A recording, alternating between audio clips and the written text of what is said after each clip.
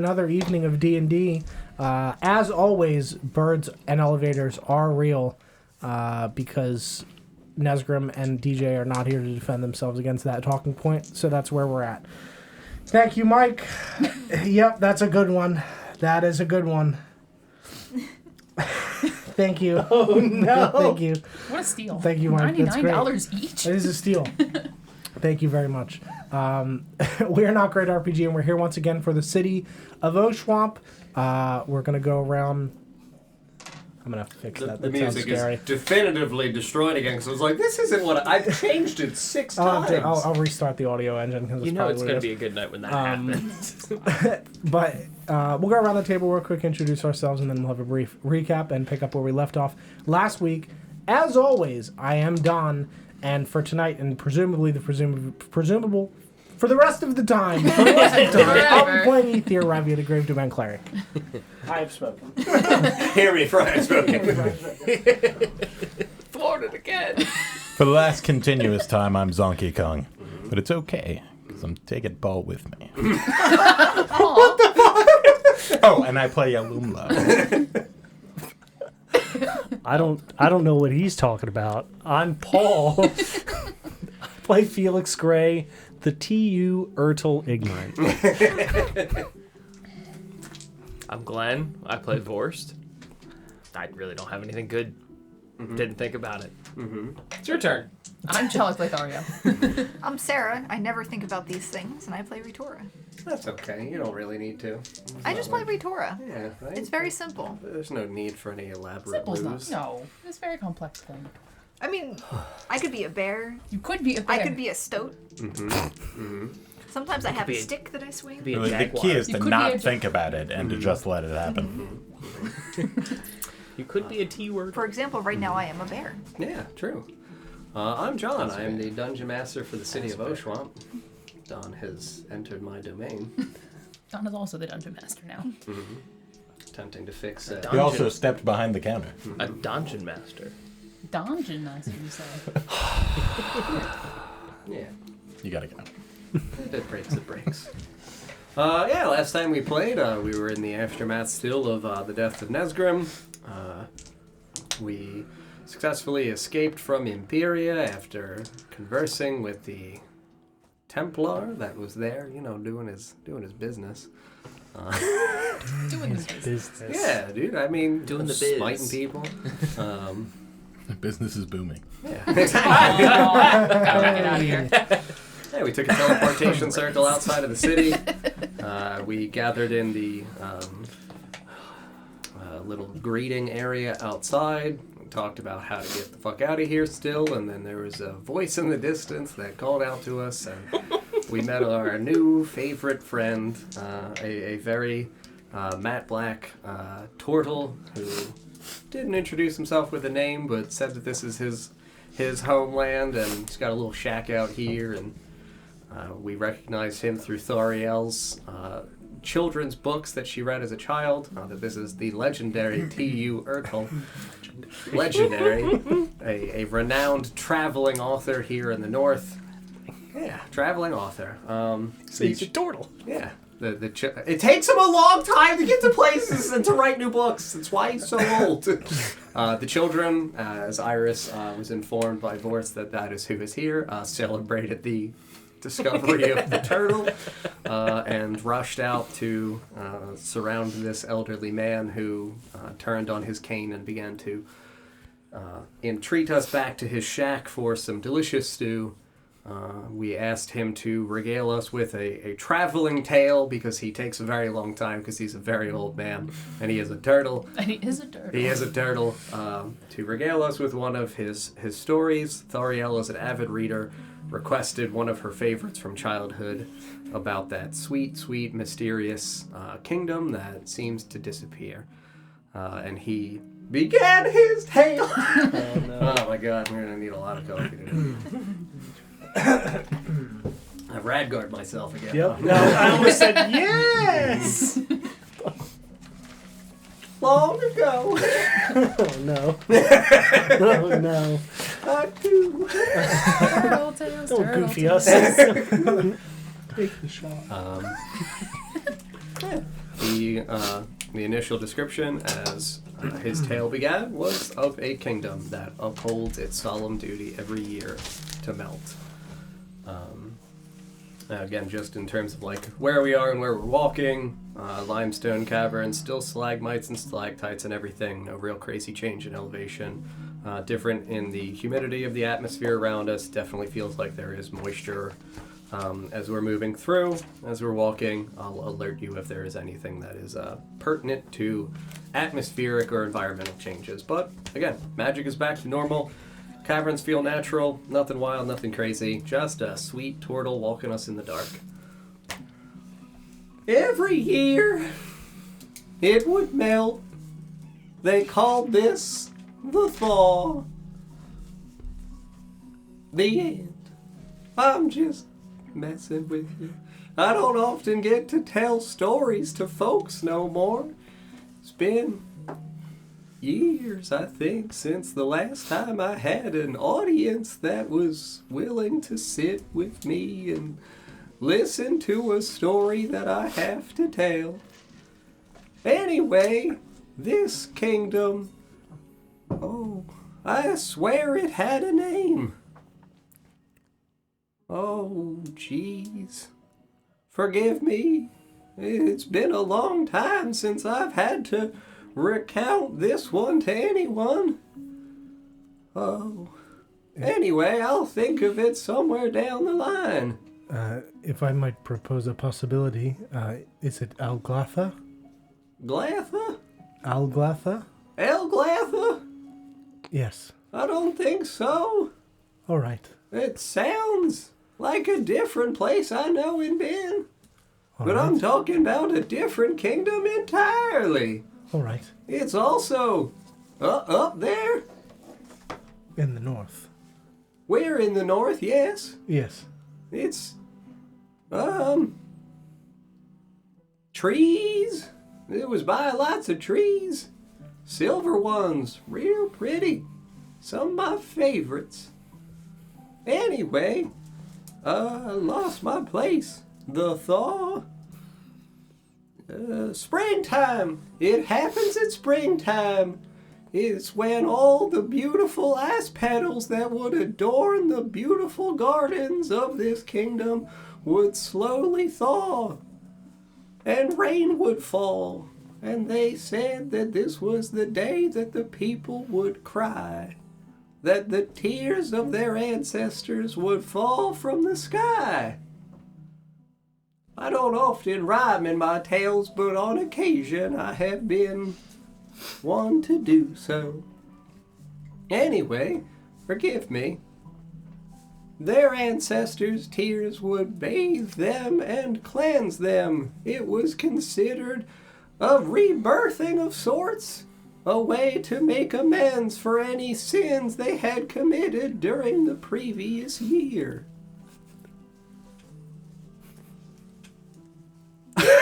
What? Tharia, this is your favorite bedtime Oh story? yeah, I love this one. This one's the best. About the sins. Okay. They were getting washed away. Do you recall the name of this kingdom? No, I don't remember ever hearing the name. I just know it as the Lost Kingdom. Correct.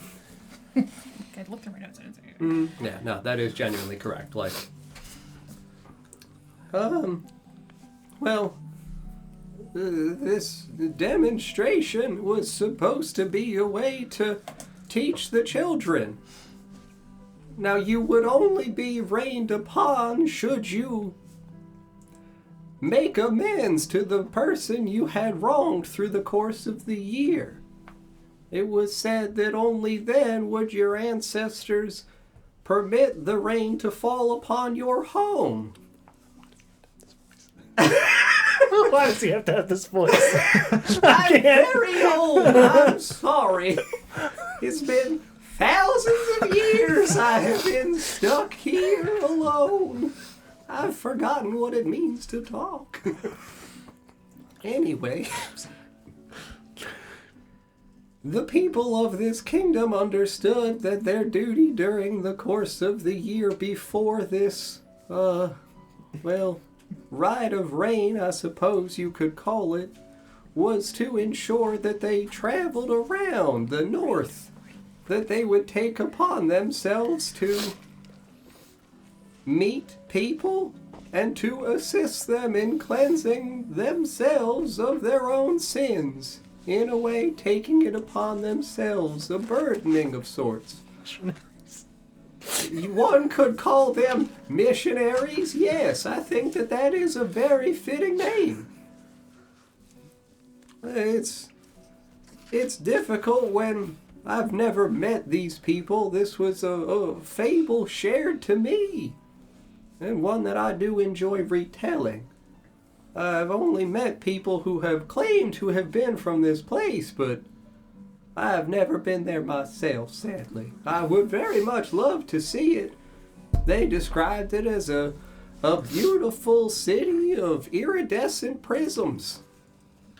Like the walls were at once transparent but reflective.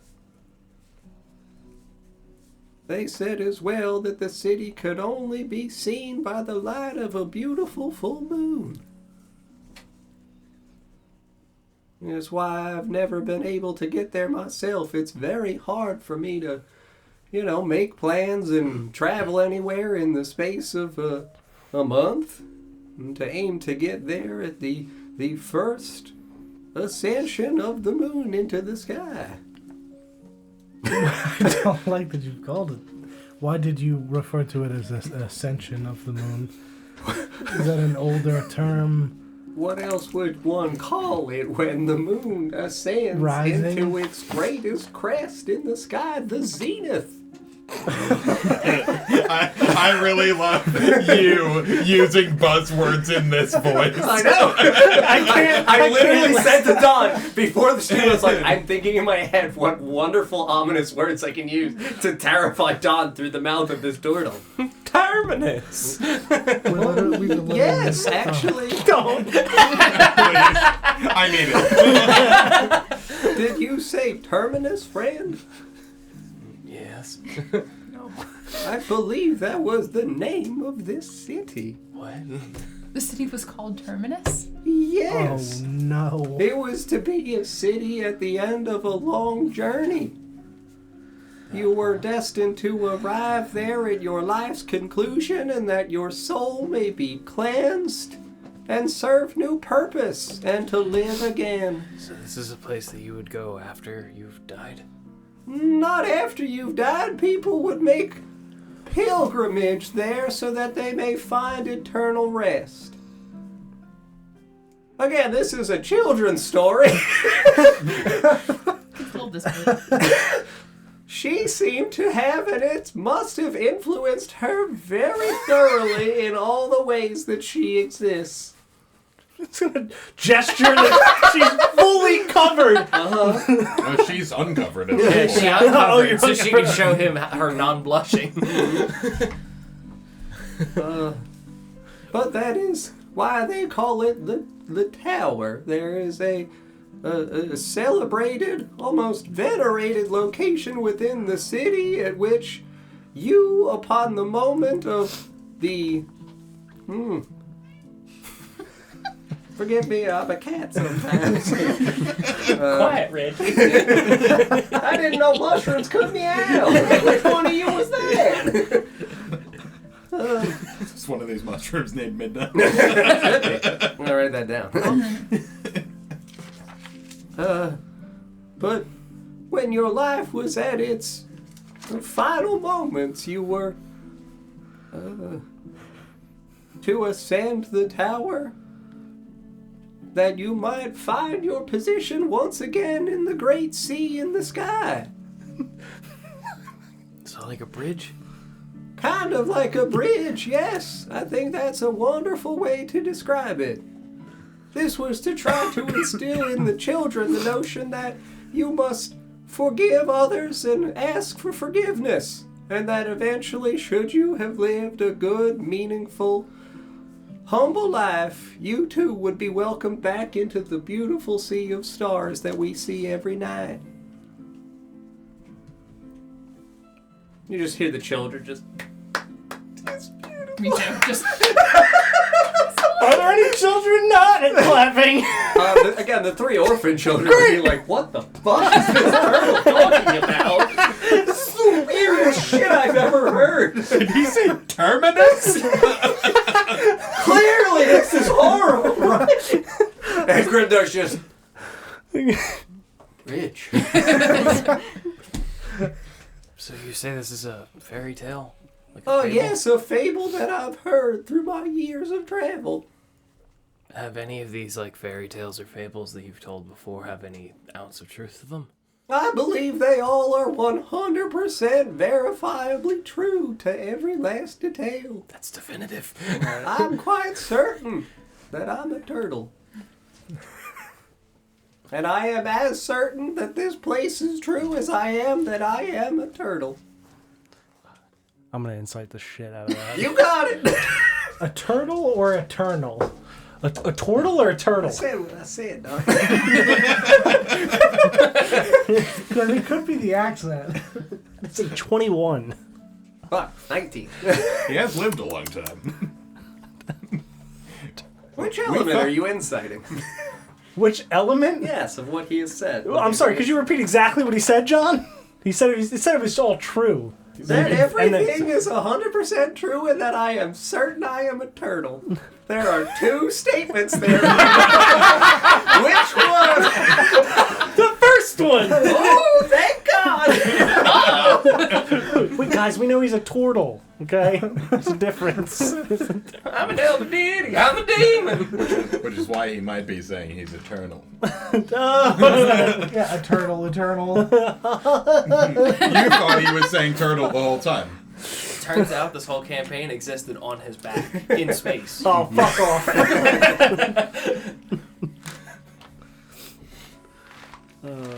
Oh, well, thank you very much for listening to my tale of the Tower and the Thaw. I hope you have enjoyed it. Should there be any other questions, I am happy to elaborate or offer my perspectives. Again, it is still a very long journey of approximately 2,000 feet back to my house. But this will take me quite some time. I'm gonna move up beside him and pull out my old map. Roll it open and be like, so we're like right about here. Whoop. You said it was in the north and we're in the north, but like how far north? You're pulling out the old map that Iris had given you guys? Mm-hmm.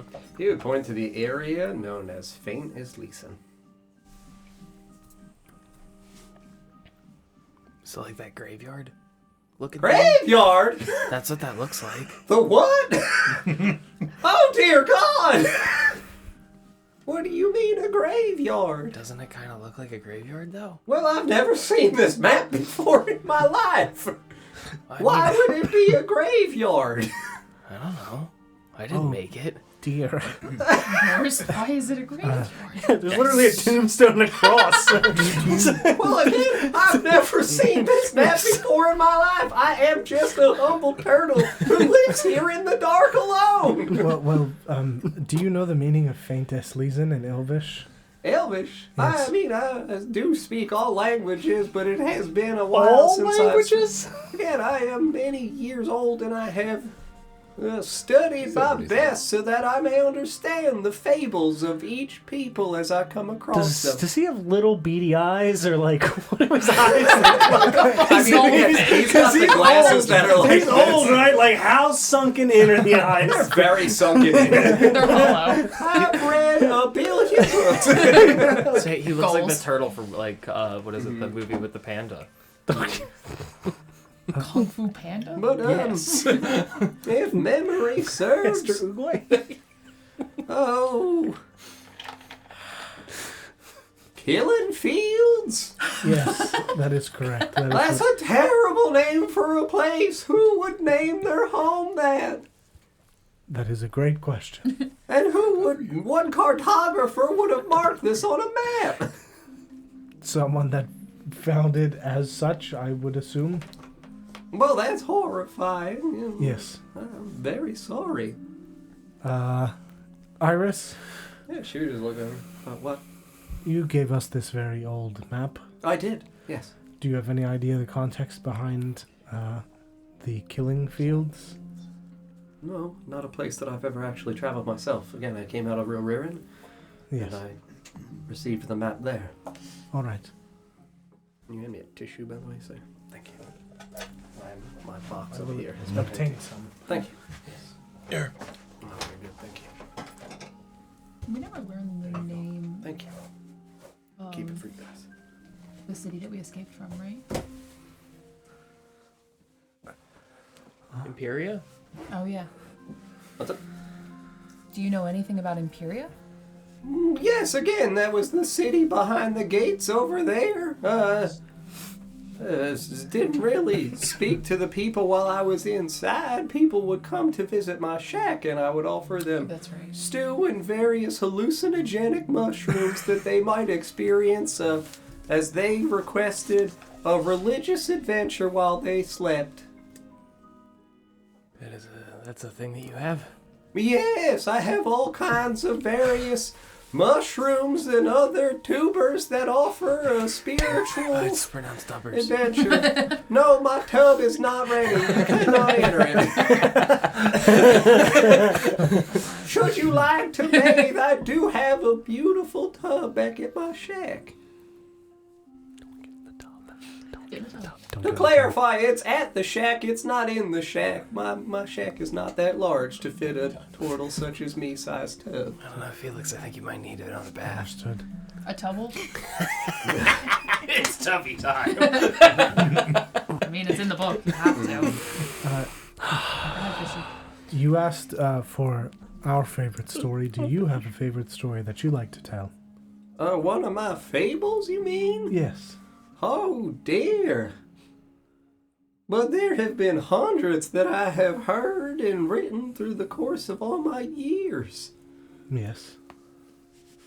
Oh, Is there one that perhaps you have not been able to tell in a while, more so than the others, other than the thousands of years of silence?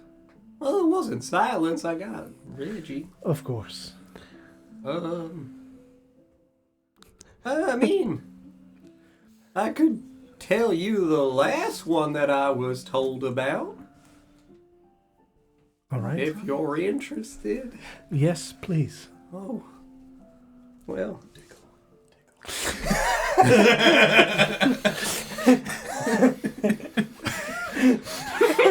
He's like, do I do it? It was when I was outside of these caves. I had found a small hovel that I had crawled out of and found myself once again on fresh, clean snow above the ground. And I began wandering. I didn't really know where I was or where I had come from. Obviously I was near the mountains and near the forests. But I wandered for what felt like years, but again, as a turtle, it is difficult for me to determine time and distance. I found a beautiful crystalline lake that felt quite welcoming. I went for a sweet swim. Just wanted to lay my legs down and get a little rest. I'd grown quite weary from the walking. And there was a strange man that arrived at the edge of the lake. He saw me inside the waters, and from the periphery of my vision, I saw him leap to the sky.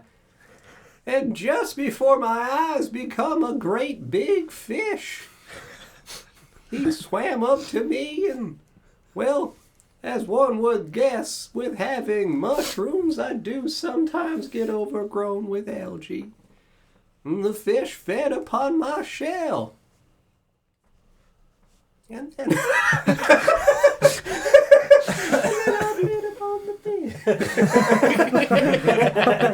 And that's how I got this accent. But I permitted the fish to clean my shell of all its old algae and other contents, and well, then the fish once again became a man, a naked man in the water by my side. choose to keep on his stuff. He didn't want to get it wet. And he introduced himself to me and I to him. And we became good friends. He said that he really liked the lake, that it was always there, and I think that's why I say that now. A good man. He introduced me to, I think he called her a wife. Had a little, well, big shack in my perspective. I've not been so fortunate in my years. But they welcomed me back to their home, and we had what they called a pot of stew. And she taught me her recipe, and it is one that I make to this day. Beautiful food. I stayed there for a few nights, and we would, as they said, enjoy their herbal plants that they grew in their vicinity and harvested, and we had many spiritual adventure together, both physical and metaphysical. Did anybody notice a pineapple on the door? Again, when I say physical, I mean... Yes, go on. Say it. This is Chell's favorite author. I'm sorry, this is I do not only write children's books, remember. A very prolific and wide array of literature beneath my belt. But Physical, you say.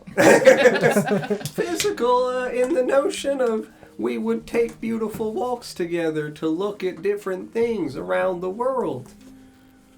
Mostly in the area that they described as the woods by their home, but being a turtle and them both being capable of manifesting as different creatures, we were able to experience things underwater as well. Traversing through great aquifers and underground rivers and inlets, there are channels beneath the layers of this world. Yes? No. Does he appear to be wearing any jewelry, like a ring or necklace, anything of No jewelry whatsoever. Completely naked, got a cane. that you said is made of driftwood, right? Correct. Okay. Mm-hmm. And that's where I found this. Well, on one of our many occasions of underwater swimming. It felt a bit like spelunking, but we would find various edible plants, and that's why I settled where I did. I wanted to remain close by to my good friends, that I might find my way back to them should I ever have need or feel lonely. I haven't seen them in several years now. I think I might take a trip back to them and bring them some more mushrooms and see if we might have another glorious adventure together as great, great, great friends. My greatest friends in my entire life. Into Ratora's mind, I say, don't say a thing. I'm still a bear. I can't talk. So. Good. Don't stay a bear. A pair of the sweetest, most humble and loving people I've ever known. Fuck. Now, when you say traverse back to them, Yes. do you mean like walk out of the caves and walk to their home? Realistically, yes. The areas of the underground waters near my shack, they do not have an outlet back to the surface. They are self-contained. Good. But I do know of a passage a mile or so northeast, 2 miles northeast, that does ascend back to the surface, that I could utilize a system of vines to climb back up. It would again take me several years to do so, but it's worth it for a night with friends. You know exactly where they are still?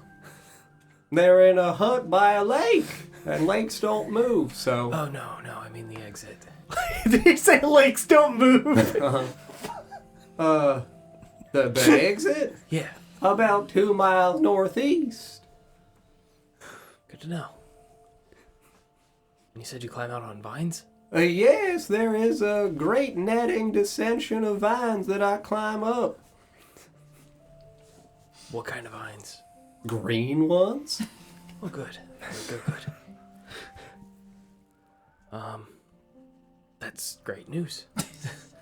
I hope so.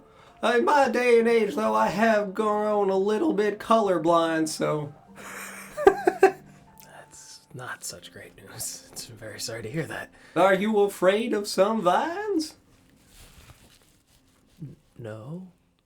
Oh, good. But, as a friend of mine once told me, there are good plants and there are bad plants. Yes, indeed. Very wise man.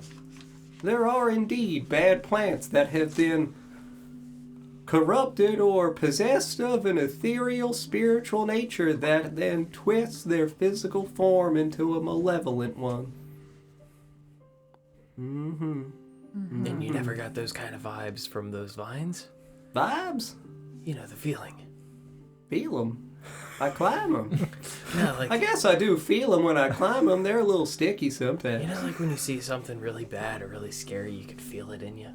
Oh, you mean my ability to sense evil and wickedness or corruption and magical essence? Yes! Your Much more ability- specific than what I was thinking. Sure. That's wonderful. Forgive me. You have that ability? Well, don't you all? I thought that is just something that comes with life. It's a certain attunement to your soul and the souls of the things around you. I don't think I've gotten there yet. No, one of our dear friends had a similar ability. Oh, was it the bear? Is it the bear? No, he, Bears have keen senses, though. yes. No, our friend passed. His name was passed? No, his name was Nesgrim. Oh. He died. Oh, I'm very sorry to hear. Yes. But death is only a step in the journey of life. It is only a matter of time before your friend is reborn. Yes, that is hopefully what we are trying to do. Again, unless his soul is maintained by some wicked demonic presence that permits or prohibits him from finding his mortal flesh again. Probably not. Well, that's wonderful to hear. You say mortal flesh. How about ashes? Well, that is but a rock, sir. It is compressed, Oh. compressed ashes. That is not but a rock, forgive me. Stone. Might I see this rock of your friend's Slide. beloved ashes? Well, I will be Jaw hinges and he swallows it whole. His jaw is this big. I become whole terrible again. error in this judgment. Yeah, he looks at it and holds it and like stops his cane and just steadies himself. Well, dearie me, this is no ordinary rock, friend. Yes. This is not even just the ashes of your companion. This is a fellstone. A fellstone. Yes.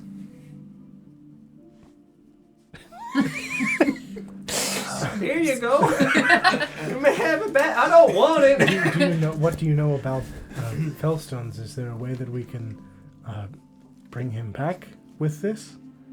The fellstone specifically? Yes. I do not think there is a way to bring him back with only that.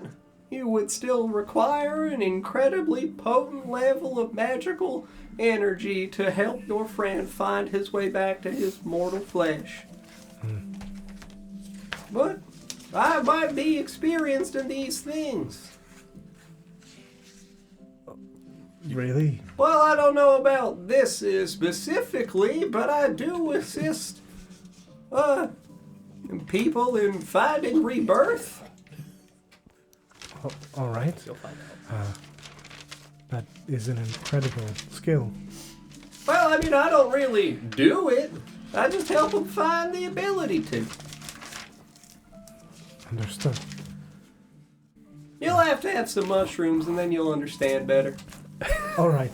That has helped us before. So. Can't wait. Mushroom On our and way to stone. ayahuasca. Here we go. Put Ashgrim back in my pocket. Mm-hmm. Yeah, he can go back to walking. Do you mean the mushrooms that are affixed to you? Oh no, these are my friends. They're alive. I thought so. I was a little concerned. Can I try to make a connection with Reggie? The psychic connection?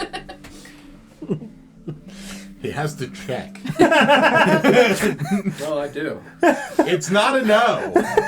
It's a hold on while I look. Stop it. You're done. Do you know the mushroom man? Mushroom man. Hello, Reggie. It's just screaming. I Constant pain! God left me unfinished. Find me on fire! End it! Kill the turtle. Kill the turtle. He's not meant to be He is our trusted. keeper. They do not classify as creature, so no. Somebody here can speak with plants, though.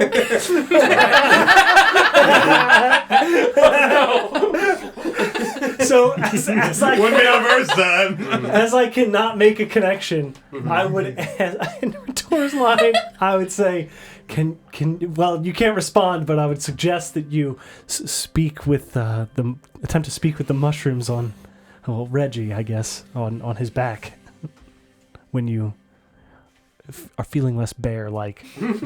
Alternatively, we could talk to Midna finally. Mm-hmm. We'll figure out what's going on in that brain first. Feed me. Please, for the love of God. Yeah, no, he continues walking. Okay. It's very nice to have such wonderful, considerate company, especially fans of mine. I've, again, not had an opportunity to meet with people in many years. Don't mean to be forward. Would you mind showing us your hut? I'd Oh, love to see the. we're going. Oh, okay. I'm just very slow. Yeah, again, he would take a long time. If there's nothing else that you guys did want to talk about on the way back, like, I can fast forward. 3 days. Can I offer him a ride as a bear? Big boy. What is the bear strength score? How fat is this turtle? Oh, like, again, he's thick as shit. Like, He's a he thick is. boy? Yeah, he's like 6 feet tall. Oh, and, like, shit. shell that goes around. Yeah. Like, he Turtles does are weigh like notoriously heavy. 12 to 1,300 pounds. 'Cause he's- Yeah, he's a 1,300? tortoise. Holy 19. shit! 19. Said +4. Alright, let's fucking Mario. Realistically, still no, sadly. I I think Yeah. I'm carrying Nesgrim's gear still. Sure. Too, so. He would break Yeah. the wagon. As we're walking, I still have the map out, and I'll hold it up and ask if anything looks strange. Like, Strange? do you notice anything on here that, like, maybe you've never seen before? You mean Worms like jumping out to you? Like, Oh. stuff that you've never heard of, or things that, aren't around anymore? Oh, Kind of like the one in the middle there. Oshuamp? Oh, no, above that. Whitehall? Whitehall used to be around. Not around no more. Do you remember Whitehall, or Well, yes. just stories about it? Oh no, I've been to Whitehall before. Jesus. Yes. I am. He's very old. He's very old. No, I've not been to Whitehall in quite some time. What was it like? Well, it was a fortress of sorts. A castle. Not really much of a town associated with it. It served predominantly as a meeting hall. There were people that, a council, I suppose you could call them, that did serve and live there throughout the course of the entire year, and they did have a group of people that stayed with them to provide for them, kind of like servants. They would prepare their meals and make sure that the council had time to ruminate over their thoughts through the course of the year. They were very accomplished and established magical folk. Do you know what happened to it? Oh, no, I mean, I just went looking for it one day and it weren't there no more. Was it like just like a proper castle or? Proper castle? I mean, it had external walls and it had a big grand keep. Again, it was not so much of a town outside of it. There were some buildings, I suppose you could ascribe it the moniker of a hamlet, indicating that there were roughly 50 to 100 folks that would have lived there. So there would have been small farming lands that tended to stable animals and agricultural plots to provide food for the people. Sounds lovely. Oh yes, it was a very peaceful place. I remember reading about Whitehall, but my mother had always told me that that was where the world was split. Yes, it is so described. Do you know what happened? Like how... I think split in regards to a metaphorical sense. Like split the people? Oh, split the people, yes. In the idea of to divide up land, there needed to be an unbiased third party to assist in the allocation and the distributions. Oh. I mean, there's also I guess I shouldn't really call it silly despite me having no physical evidence of it in my own living experience, but there is also the notion of great evil spirits that supposedly resides up here in the north, that these people were designated locations to protect. And that's where many of these places on your map, folk, many of these people settled over these supposed terrible things.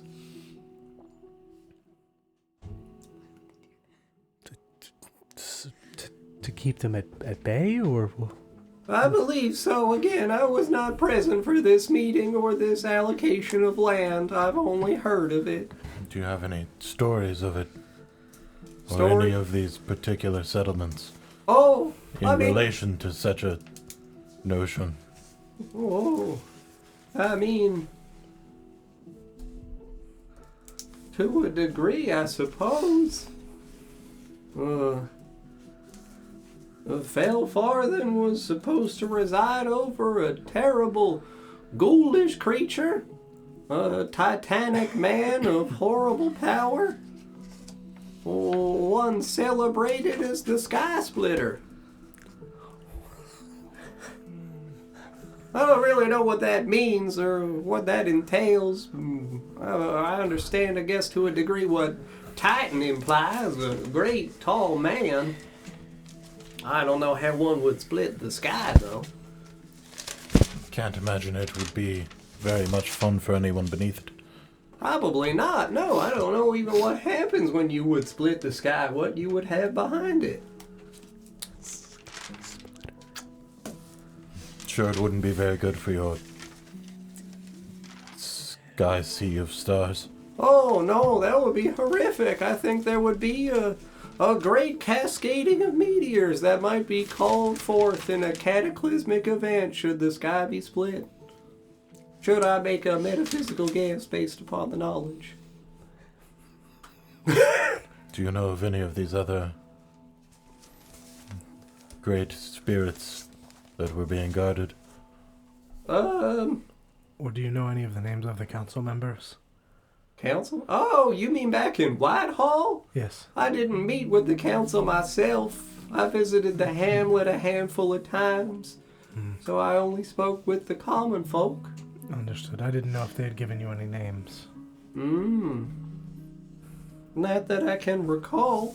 All right. But again, Mushroom opens up an inner eye that might take me back in time that I might remember.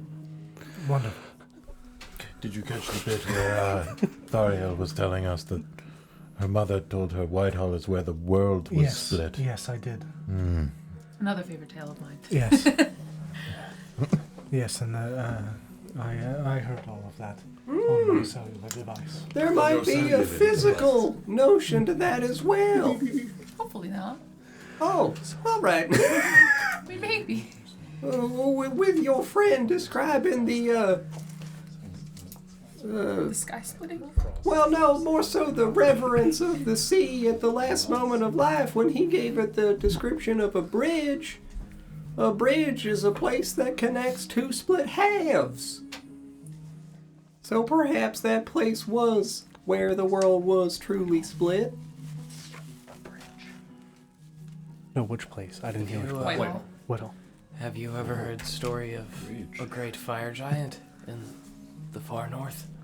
The fire giants? Yes, we were once told the story by a large friend of ours. Yes. Oh. Well, fire giants did notoriously live in the far north. There were volcanoes. What? Volcanoes. Great mountains of hellfire He's done it! that would erupt with liquid hot magma and spray it over the land, bathing this clay in ash. We know a thing or two about Bathing in ash. magma, I was going to say. Oh, yes, that it's, stuff, yeah. magma is indeed incredibly warm. No, Paul. Yes. Stop! I would just kind intense of fire pit. glance at my legs and gesture. Your legs are made of metal. Yes, they are covered in metal because they were burned by magma Oh, I'm very sorry, sir. in Felfarthen. In Felfarthen? Yes. You've been inside? Yes. Oh. Well, how was evidently not very... unless you have suffered some horrific work condition-related accident. Were you an employee of the dwarves? I just gestured at him. He might be Him entitled to clearly being an compensation. elf. I mean, they welcomed outside folk from time to time. No, there was no one home. Oh. It's a skiing There accident. was no one home. Just That's one way to put a it. singular ghostly figure. Ghost? Yes. You mean you saw the manifested spiritual form of a dead person? Have you never seen a ghost? Possibly. I'll air quote around dead. I've seen ghosts, yes. Yeah, we But saw. still, it's not every day that I meet another person that has interacted with the spirit. I have interacted with so many spirits. Have you? Like Yes. so many.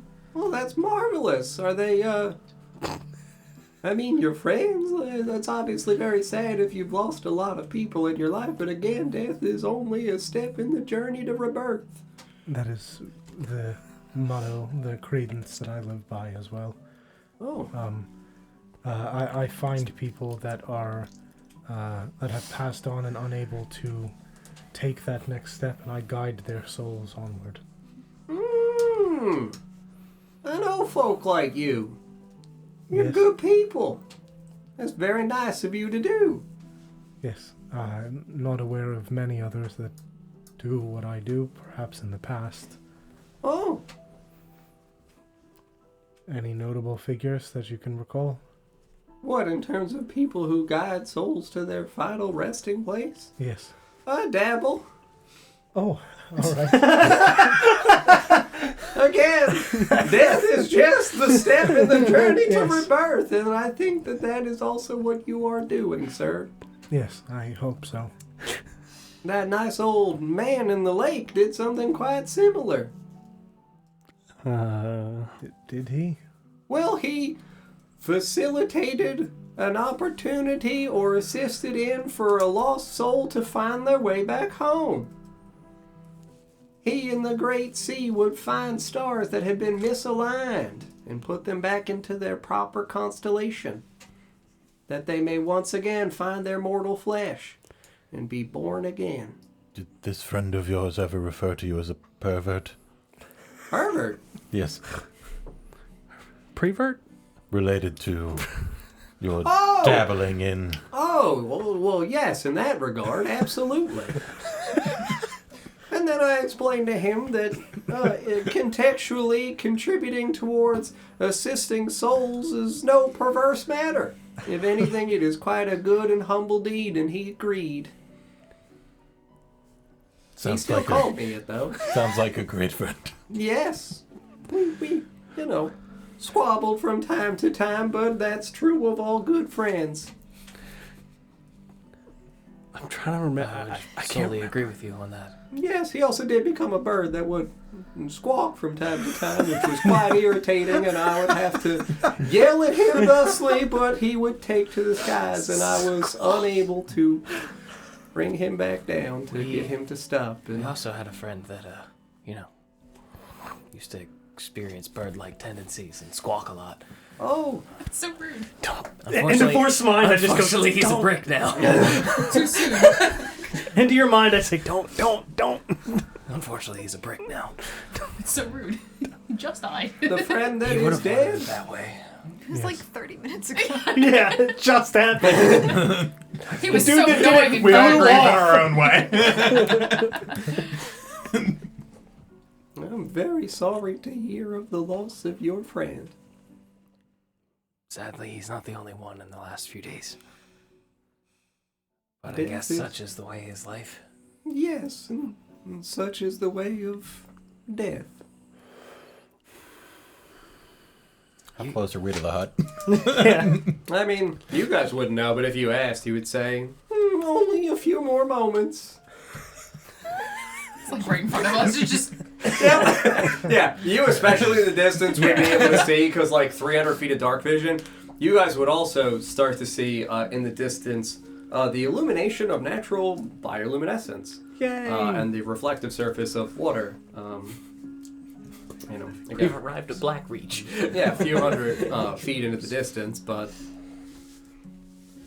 You keep saying that death happens and then straight to rebirth. well, not straight to rebirth. There's a natural course of the soul needing to reaccumulate. Upon death, sometimes the soul is scattered amidst the great sea, and it must, as comparable to what your friend is now, find its way back to itself. That is one of the ways in which people, unfortunately, are not able to be reborn sometimes. They're unable to find all the pieces that were themselves in life. Sometimes those pieces get mixed up and enter into different folk. And that is a way in which people can experience memories of lives before that they had not lived. Interesting. An experience that I've heard people ascribe deja vu. Huh. I believe that's from the French. What's the etymology on that? I'm very well traveled. Those bastards. Wait, does he have U.S. currency? I have to pay the toll. It's like, Easy pay. do you think like sometimes it can happen faster than others? What could happen faster? Like, if somebody helps it, the soul, I mean, do you think like if somebody helps the soul realign, the rebirth can happen sooner? Well, yes, that is what the elven man would do. And like, what if somebody like, I guess if somebody dies and they come back to life, how does that work? What do you mean they come back to life? Through magical means? Yeah. No, well, those magics typically done by holy people are capable of snatching the soul before it is lost amidst the sea, to again directly deliver it back to the mortal person. They serve almost as a beacon of light in the dark. A holy man, huh? Well, yes. I am a holy man. You're a holy man? It's true, he has a hole. Well, that's Yes. wonderful. What? okay. Well, you'll have to show me. I go from shaking my head no, and when he says that, I got holy man. Your friend has described this immensely interesting hole that I would be very grateful to see. He literally said picture it didn't happen is what he said. Come on, Ethier. Else that Show I'm me doing- your I'm doing hole. my job. You showed it your legs already. Yes, if you're just doing show and tell here, sir. Do a tell. I'll lift my shirt and show him the hole in my Belly button. torso. Yeah. I understand. It makes sense. What makes sense? Oh, you bear the same markings as I do. Is that why you are... Oh, Bear yes. gasps. It says bear gasps in the closed caption. Bear gasps. Gasps and Praetorius' bear. mouth jaw just drops. Oh, yes. One does not do the things that I do without undertaking some level of it upon themselves. You simply bring back a staining of the darkness of the sea within the sky. It's not necessarily a bad thing. Just like a souvenir from traveling somewhere. I guess one could call it a souvenir. I mean, I choose to believe that it is just a way of me demonstrating the life that I have lived. Like your story. Oh yes, very much.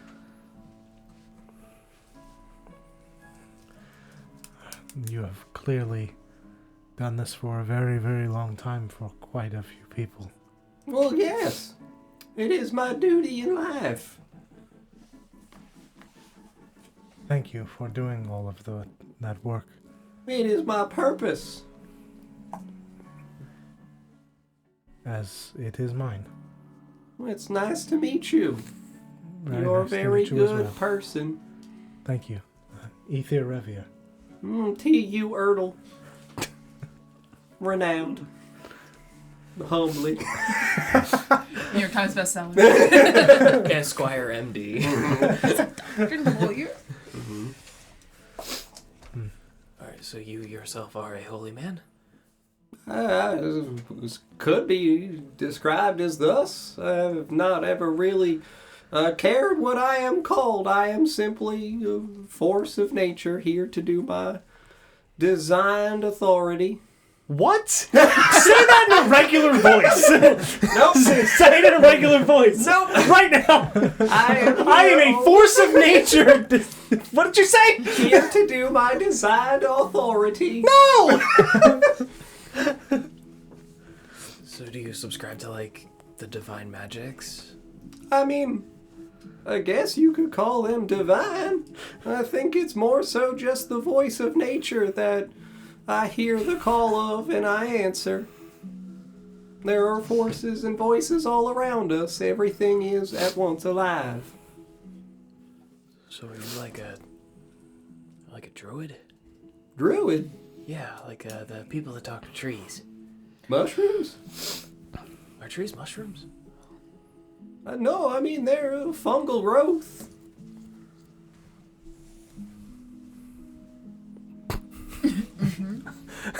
Yes. Uh-huh. I take these from people that I have found. Much like you probably have. The mushrooms? Yes. They have fragments of the souls of the people that were left there. They do consume decaying matter. Yes. I know that much. And they are a way that I keep those lost souls with me. Wouldn't you want the lost souls to be whole? Oh, they do. You said fragment. Yes. That's not whole.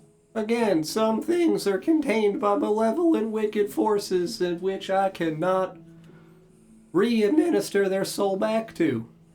Like a hag bag? Hag bag? I don't know what a... I mean, I do know what a hag is, and I do know what a bag is, so contextually as an author, I can't put two together. Is it a bag with the face of a hag? What is a hag bag? Bag owned by a hag. Oh. A bag owned by a hag's bag. A hag bag. Contains souls. Understood. You don't know. Yes, hags do notoriously bargain with souls in exchange for favors from the dead.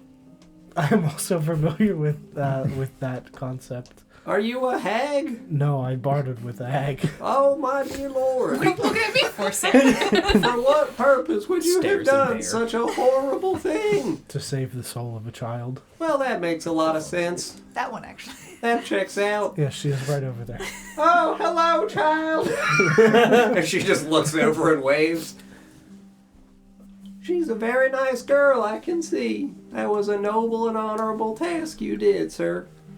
Yes, now if I... Is that where you got the hole in your abdomen? I think that came after. Oh, you're very fortunate that that transaction did not manifest in a physical way upon your form. Not that I have noticed. All right. We checked it out. We checked it out. We made him strip and turn. They stripped me and checked for holes.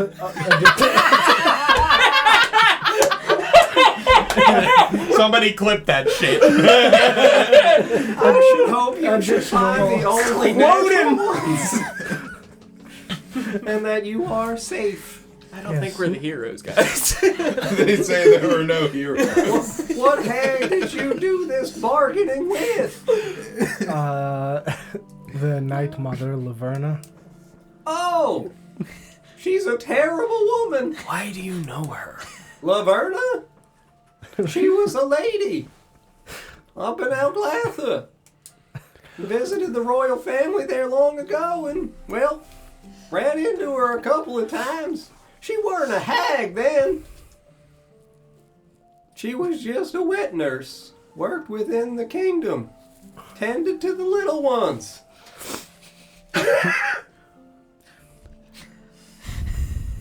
Ensured that they were healthy as they were born. First to hold them. First to show them love and kindness and warmth here in this life. That sounds like a nice bedtime story. Bedtime? Yeah. You didn't Would you agree?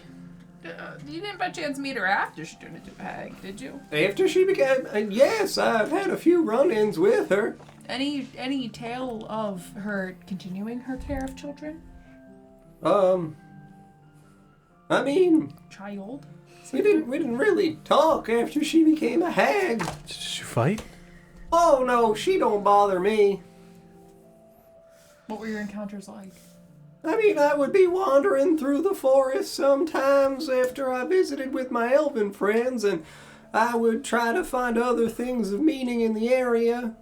Wandered a few times through the marshlands north of the woods, and would go back and look towards old Alglatha and remember fondly all the times I had within the Blue Palace.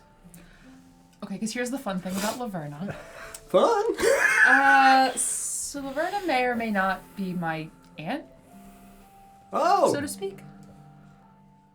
She, sort of raised me, but I never saw her as a hag. Nor my mother. Well, I mean, hags and other people of that kind are capable of incredibly potent, beguiling magics. Capable of enthralling or entrancing young, innocent minds. As I've been told. Oh dear. I'm very sorry. Especially if she was your aunt. Mm-hmm. Was she prominent in your life as a little girl? Oh, very. I'm quite sorry to hear.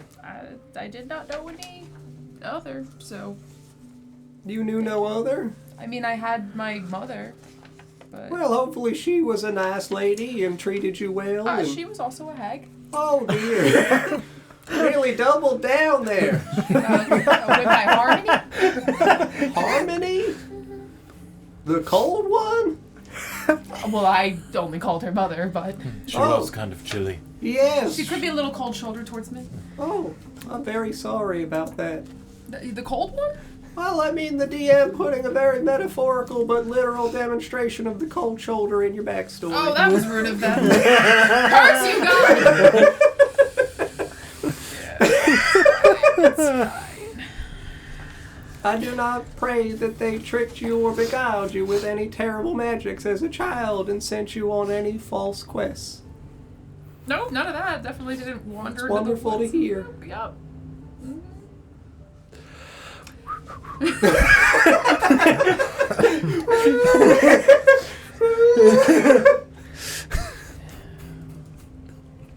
My parents, my mother and aunt, You did not know your father?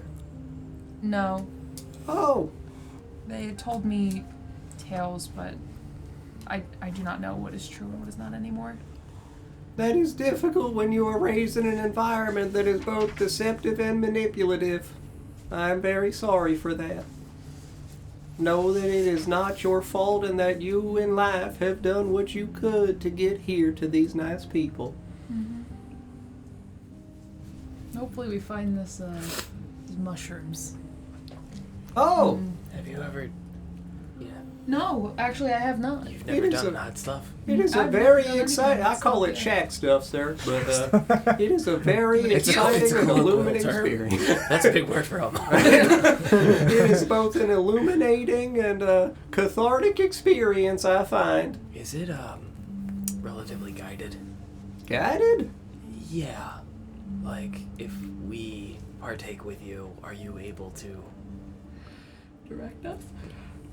Yeah, send it in a certain direction, or does it just kind of go? Just kind of goes. I mean, I can only fit so many people into the water by the shack for it to actually work.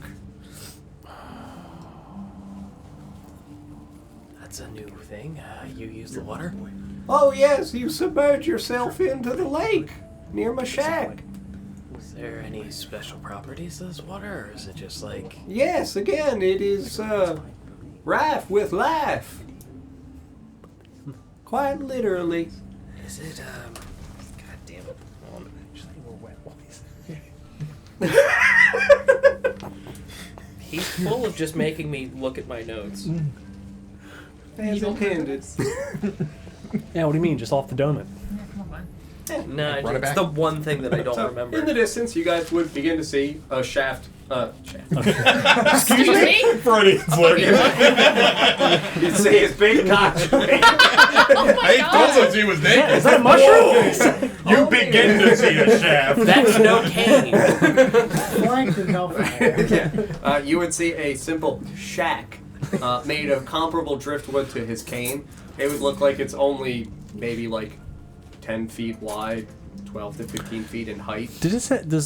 Does the driftwood have any seemingly like ornate patterns on it? Like maybe parts of it? Like maybe it's like a part of a ship or... Yes, Okay, cool. absolutely. That's great. Yeah. It would be part of the ship, part of the crew. Uh-huh. the wood would absolutely be uniform in terms of each plank would be the same type of wood, same composition. It would look comparably aged and weathered. It would look very old though. There would not be anything in terms of like a visible moniker on it for what might have been etched in, and you wouldn't be able to discern really what part of the boat it would be. Okay. Appreciate that the captions when you said shack spelled it like Shaquille O'Neal. There you go. And then a little bit later, somebody said something and it gave us part of a stripper. Man, they're On a roll. experiencing a different story. Part of the strip, part of the crew. Oh man. This wouldn't happen to be like, what's it called? Myth water? Myth water? Yeah. Oh, I mean, I've heard elven folk call it that. Really? Yes, it has a beautiful crystalline look to it. It's I think it originates from further up north near Aglatha. Perhaps, I do not know. Again, all the waters here are self-contained. But yeah, in the distance, like, you would see the shack. We would obviously be approaching it, roughly, like, within 50 feet or so now. But it looks like a very humble abode. To the direct east of it, there would be limestone cavernous walls that would stretch out to, like,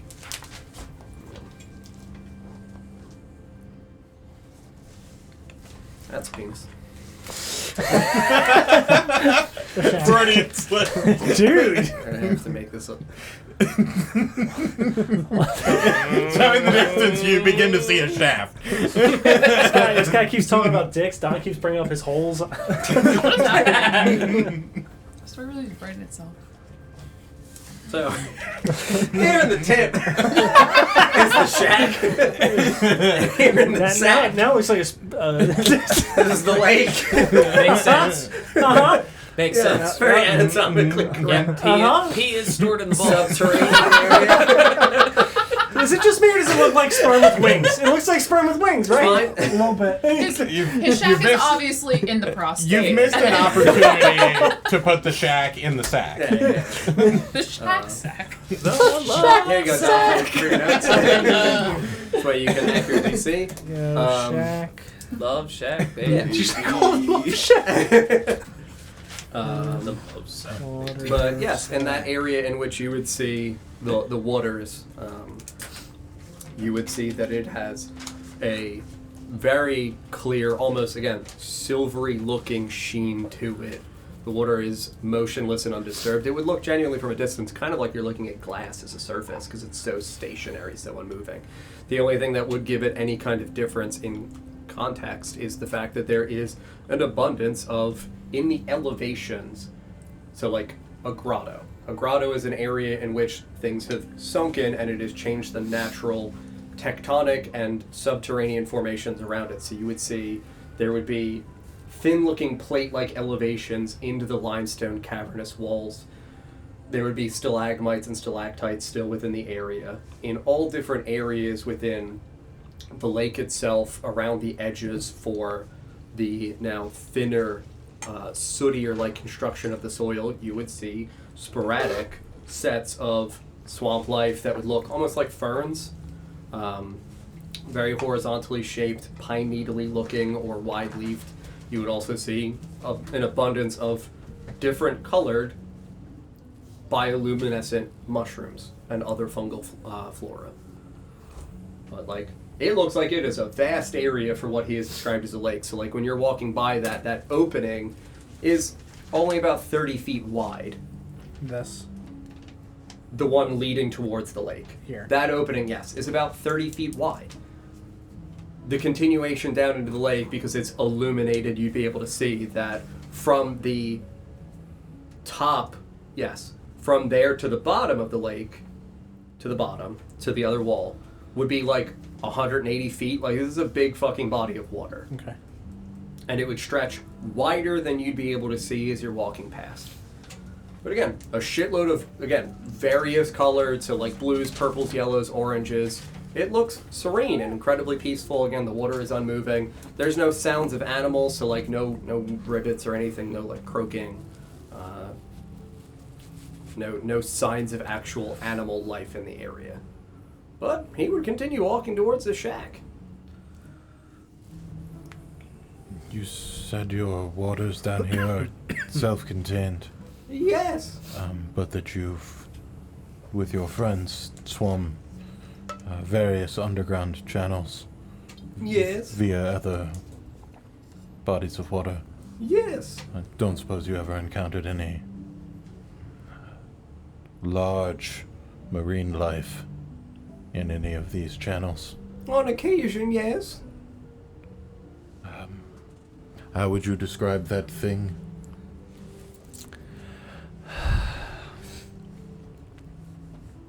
It's difficult to describe, almost amorphous-like, squid-like. I could show you. Certainly. Pokemon, no. I've been blinded permanently. Yeah, no, I'll just touch his turtle temple, and I'll show him what me and the little shark saw. Yeah, no, he was just, oh dear, mythological creature that looks like. And in primordial, I would say it spoke like this. Oh yes, a horrible creature. I do not know its name, but I could discern just from seeing it that is a beast of great power.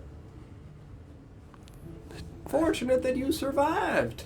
Fairly certain it wanted to eat us. Well, yes, as do most horrible things in the world. They seek to consume. Anyway, let's eat some mushrooms. Have your waters always been here when you settled here, or? Oh yes, no water is ever lost from this place.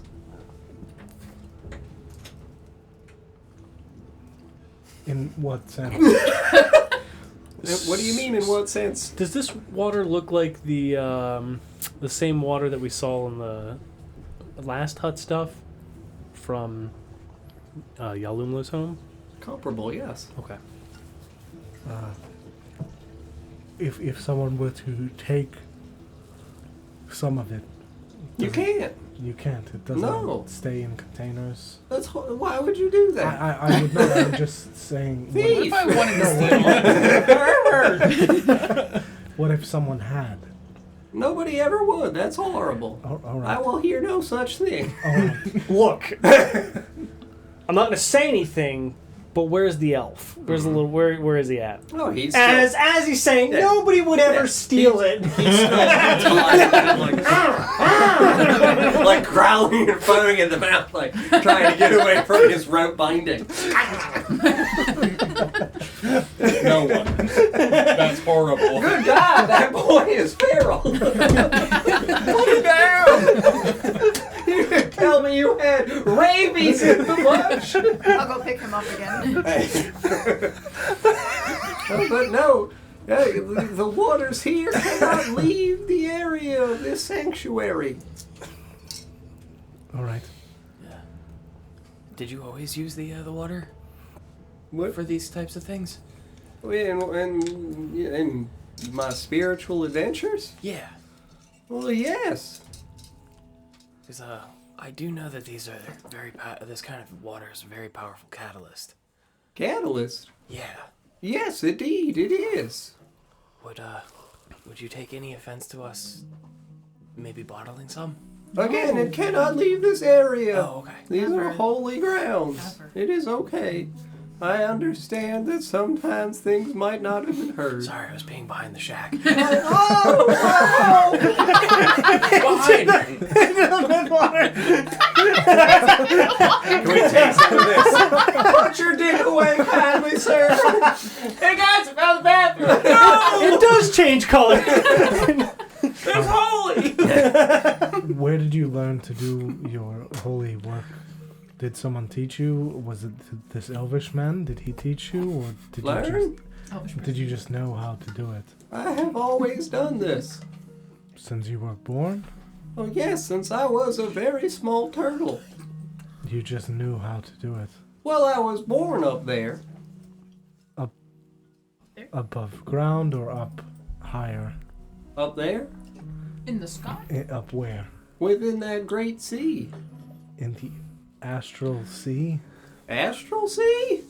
The sea of stars. Oh yeah, the Sea of Stars, yes. I've never heard it called an astral sea. You were born in the sea of stars. How did you get down? Do you remember it? Well, yes, it's a beautiful place. I was able to blend in quite nicely.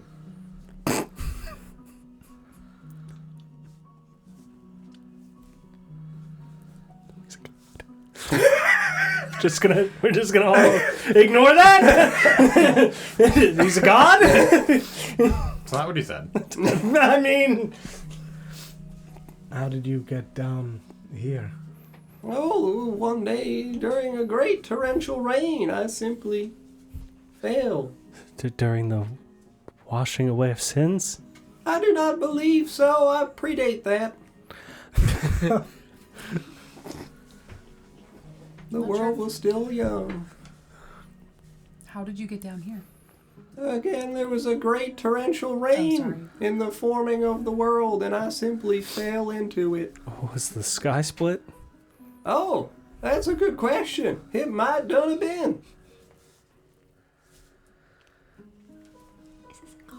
And again, you recall this Oh yes, swimming That's what I around up just said. there. I was like, I'm gonna ignore and this. descending. Oh yes. One of my most formative memories. Descending from the sea of stars. Well, again, it was in the midst of a great deluge. Yes, great. Great. Wait, what was the vision that was it from Nesgrim? Did he said something about this will be a sanctuary or with the falling? With the silver trees. With the silver tree, but there was stuff falling, right? Wasn't there? No? Am I misremembering? Yeah. That definitely happened. Yeah. All right, that tracks. Yeah, if we this okay. is to be our sanctuary, then let it be so, or something. Yeah, like and there was that. it was like something was falling. I When can't was remember. that? Oh, so long ago. I think that was 2 years Might have been ago. hut One stuff. of visions. Was that Hot Stuff Was that 1. hot stuff? Yeah, hot stuff part 1. Hot Stuff Prime. When you came down, I guess. What was there snow on the ground? Was it? What time of year was it? Time? Yeah. Well, I mean, Season. season.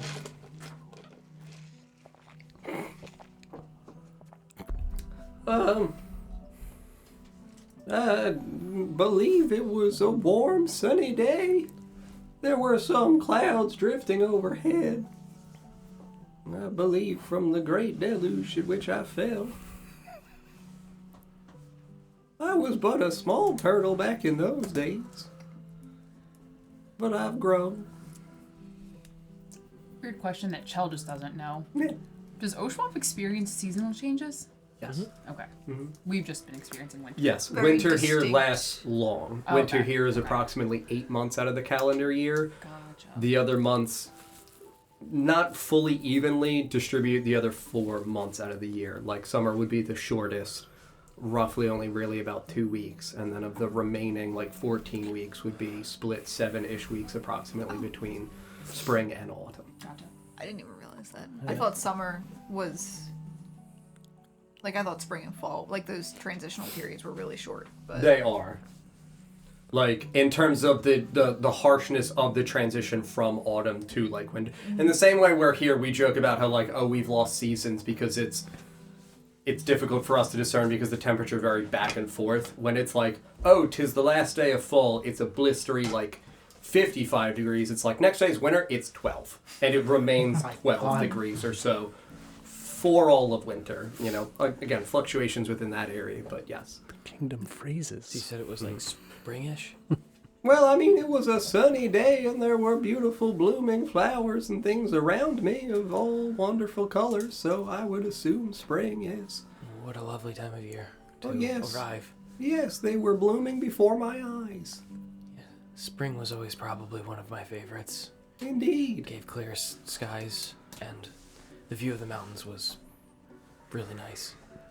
Mountains? Yeah, all the it's the north. Coastlines?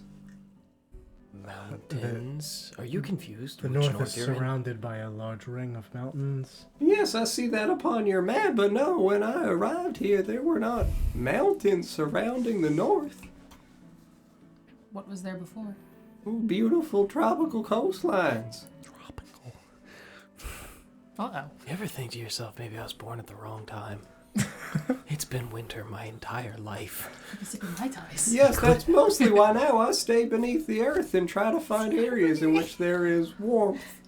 We're gonna travel pack them south up in a in box summer. and put them away from the window. I sleep always been until my I am plan. called forth from my slumber. What the fuck, dude?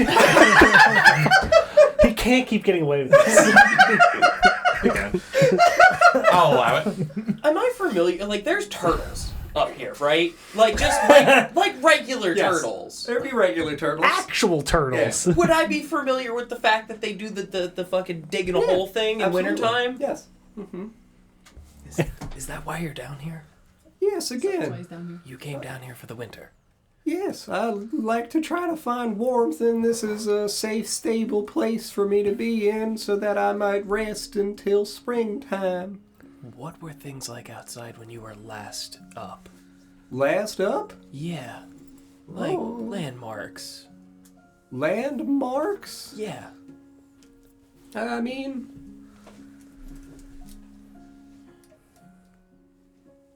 I visited the 2 elven folk, and it was, again, a nice springly time. There was not too much snow still left on the ground, but there were some. What did they look like? I mean, they had... You talk about them a lot, I'm just curious. Well, yes, they both looked kind of similar. Very long, pointed ears. Their hair was... Well, at first, when I saw them, it was a beautiful stark white, like snowflakes. But then it changed to... One had beautiful pale green hair, and the other had beautiful orange hair. Were they old? Well, I mean, they were pretty old, yes. They said that they had lived quite a long time when I first found them. Few hundred years. And you said this was the last time you were up? Well, yes. Oh. I mean, it's been what, maybe like 5-6 years since then? It has been winter a long time. Yes, I've been very tired. I only worked because I heard the commotion. Not often you get visitors, I'm sure. Yes. The neighborhood next door doesn't seem very lively these days. No, not at all, sadly. I do not get any visitors from Imperia no more. Was your visitors from Imperia, was that when you came down here previously, or? Oh, long ago. I mean, before my first slumbers. When I first found the lake here. So you had ascended after meeting some of the people there? Well, I've ascended and descended multiple times. Okay. Again, death is only one step in the cycle of rebirth. I'm starting to think you just think that's sleeping. What? I'm tired. Yeah. You know, like when you die at nighttime and then you rise in the morning. Ascend in the morning. Yeah. Sorry. Yes, this lake is beautiful. Yes, it is, thank you. It reminds me of the sea up in the stars. What kind of architecture is that? And I'll point to a shack. Because I'm assuming I've probably never seen anything like that before. No, yeah, in terms of just like shitty, dirty, discolored driftwood. I call it a driftwood composition myself. Did you build it yourself? Well, yes, it took me a very long time. I did not have any assistance. The people from Imperia had already gone at that point when you built your shack, or they just did not help you? No, I built my shack alone. I believe that there is virtue in the hardness and extension of one's own labors. It makes me appreciate it all the more to know that it is mine and uniquely mine. Understood. Was Imperia there when you started building your shack? Oh, yes. And there were people there at that time? Yes. All right. There were still people when I finished building it, and they visited me for, I don't know, a few years or something, and then they all went away. Yes. And they all went away? What do you mean by that? Well, I don't believe the folks in there necessarily died. Again, death is just one step in the direction of birth and rebirth. Many of them, I could feel their souls leaving the city. You could feel that sort of thing? You can. Again, all things around you are alive. I have an acute sense of awareness when a soul leaves a body.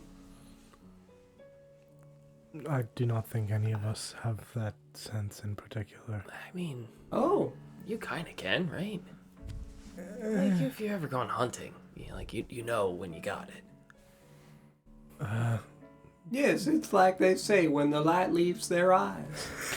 You fuck. I simply feel that all around me. Feel it recently? Recent? Yes, like today even. Oh yeah, that is what awoke me. I felt a great soul leaving this area. Oh, your rock friend, that would be sensible. Yes. Very sorry to hear. It was a momentous force that rustled me awake. He was quite a momentous man. That's nice. Yes.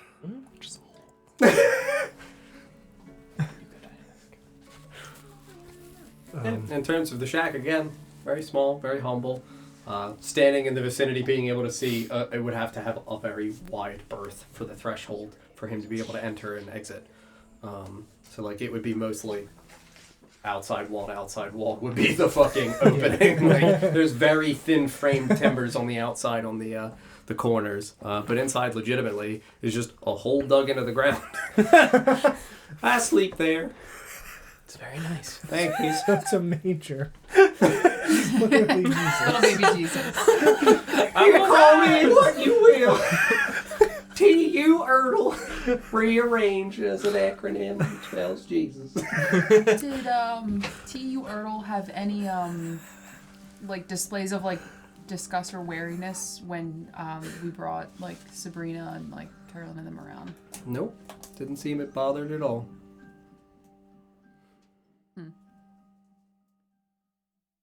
Yeah, he would stand in front of his shack. My humble abode. Pleasure to have you all here. I could start the stew if you would like, or we might bathe in the waters. It is your choice. No, how about you want to do tubby time? Felix does love tubby time. Yeah, I'm already over by the myth water, like looking at He's it. got his loofah and like a bonnet on. No, I'm just like observing it. Absolutely. Yeah. As you are standing in front of the water, you would be able to cleanly see your reflection. Because again, it is crystal clear water, and the area at the bottom of it looks like it is not like quartzite where it is, you know, stark white at the bottom, but it does look like it has a natural, polished, almost like seashell composition at the base, where it looks like it has been smoothed out over time, where there's definitively like ripples if you'd be able to see former signs of like coral and other aquatic life that would line the bottom here of this. Oh, wow. Shit. Yeah. I guess if we're gonna go bathing, I'll go ahead and take off my armor, because that's not gonna bode well for trying to lay in water. Yes, legitimately, very much like this. What the fuck? Yeah, this is Oh my what the God. grotto would look like. This is what his lake would look like. Wow. Yeah.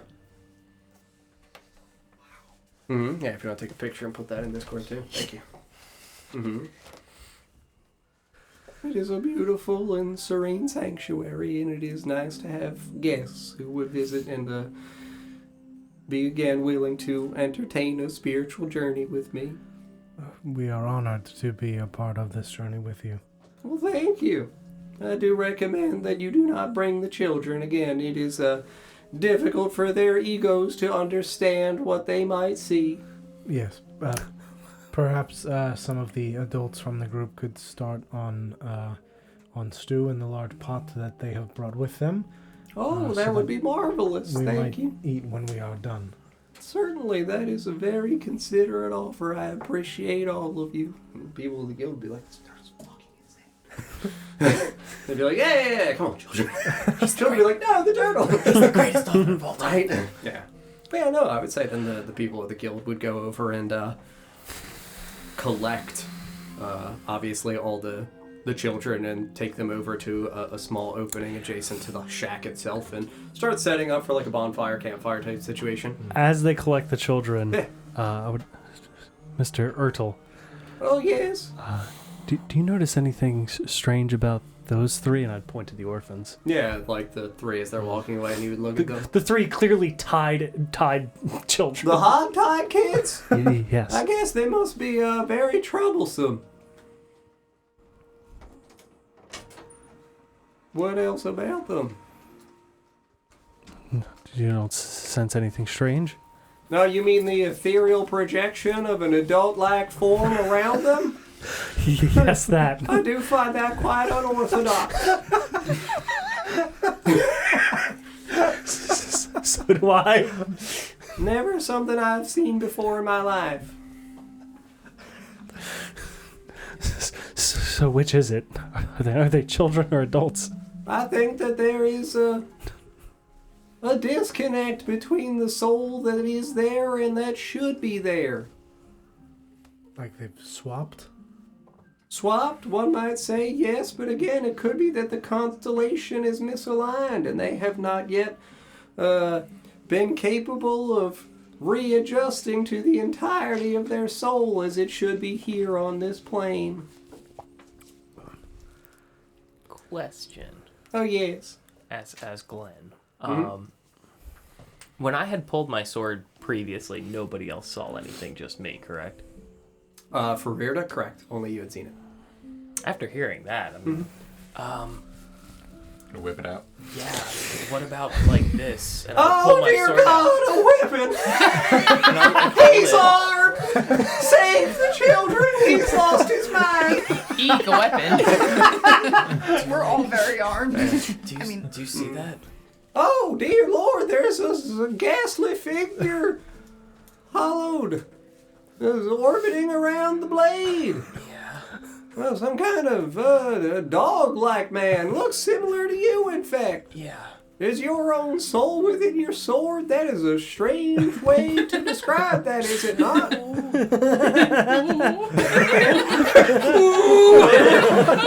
I don't think so. I just woke up like 2 or 3 days ago, and it's like this now. So. Oh.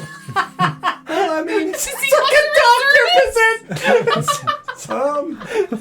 there is a sense of communion in souls. When one finds one's soulmate, one does not wish to leave. One might instead find themselves quite comfortable and consider anything proximate to that individual to be their personal sanctuary, and they might do all that they can to maintain their spiritual form within their vicinity. Kind of like the mushrooms for me. So during this whole exchange, I'm not looking at it. I don't want to make eye contact with it. I'm just going to sheath it again. Oh, he's very hungry. Yeah. So, like, is that like a soul, like, waiting for a constellation to be changed? Could be, or it could be looking for a new constellation with which to enter. Oh. So, like, if somebody just doesn't want to leave. Perhaps. I could ask.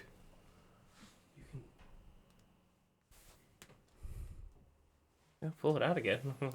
To hold it up and Well, hello there, friend. kind of look at it a little bit and. Hello, friend. And you see Rearda's face within as it's like orbiting and, concentrated again on trying to bite the blade, just suddenly stops and looks over in the direction of the turtle. A pleasure to meet you. Yes. Yeah, you would see Rearda's mouth moving, and you wouldn't hear anything. All right. He says he's very happy to still be by your side. Okay. He says he's been very proud of the things you've done as of late. Okay. He said it were the right thing to do to go running from that large angelic creature. I'd agree. Yes. Is there anything you'd like to ask him? Can he hear me? Well, no, but he can hear me. Oh, I don't have anything yet. That's all right. If you ever think of anything you would like to ask your dear friend, you just let me know. Good to know. Of course. T.U. Wordle, That is me. we have heard, you mentioned planes. Planes? Yes. Yes, indeed. We have heard that there is another place that one of our friends came from that might be another plane. And from what we heard from one of those 3 strange hog-tied children, that they remember traveling on a ship through a sea of stars Oh. before they woke up here. And I wonder if what you said about the constellation with not having aligned with the correct pieces, what if their soul is supposed to be in this other plane but is instead here? Well, yes, there would clearly be some physical object that they would need to have in their possession that would tether their souls, serving as some kind of anchor so that they do not lose themselves while they are here.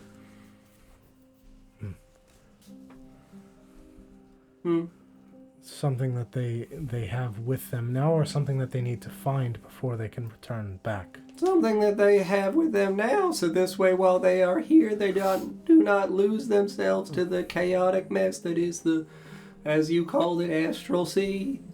There is a tether always pulling them back, and they must have an anchor with which to hold themselves here.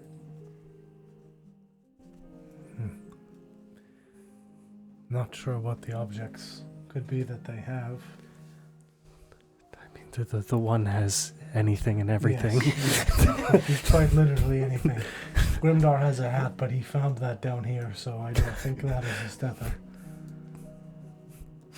Could it be their physical manifestations? Like their self? Possibly. I don't know if that is an object, though. I mean... You're objectifying these children. I mean, a dead body is an object. But a live one's not. So, it is. It's just not inanimate. Can you catapult a body? If it's small enough, I can try. You got a squirrel? You know, there's no speed at which I can catapult a squirrel. Stop. We're not going down this path. No. Nesgrim told me. No. Good fucking God. He's right about that one.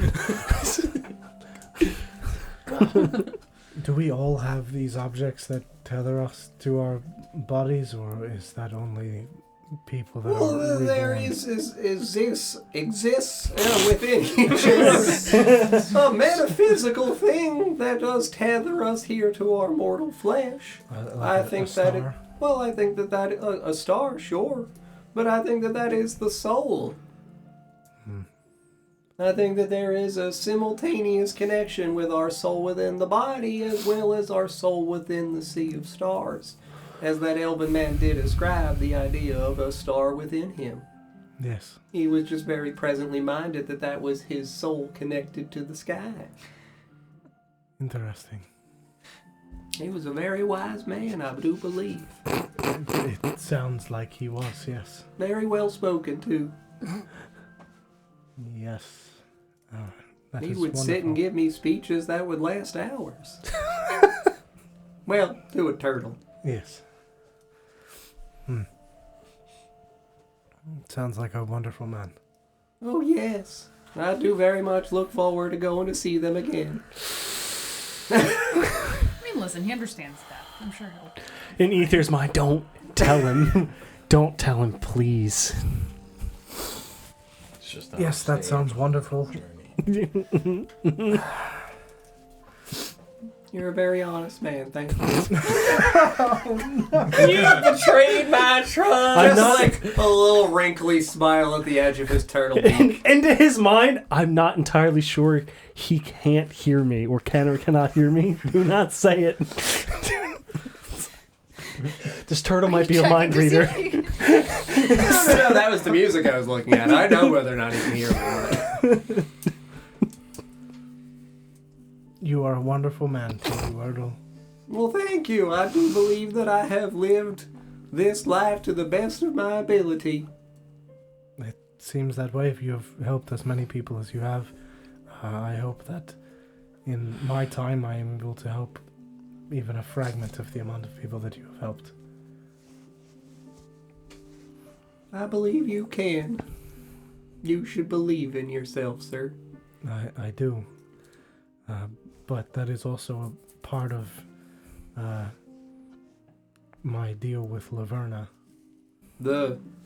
What? the hag. Yes, but what do you mean part of the deal?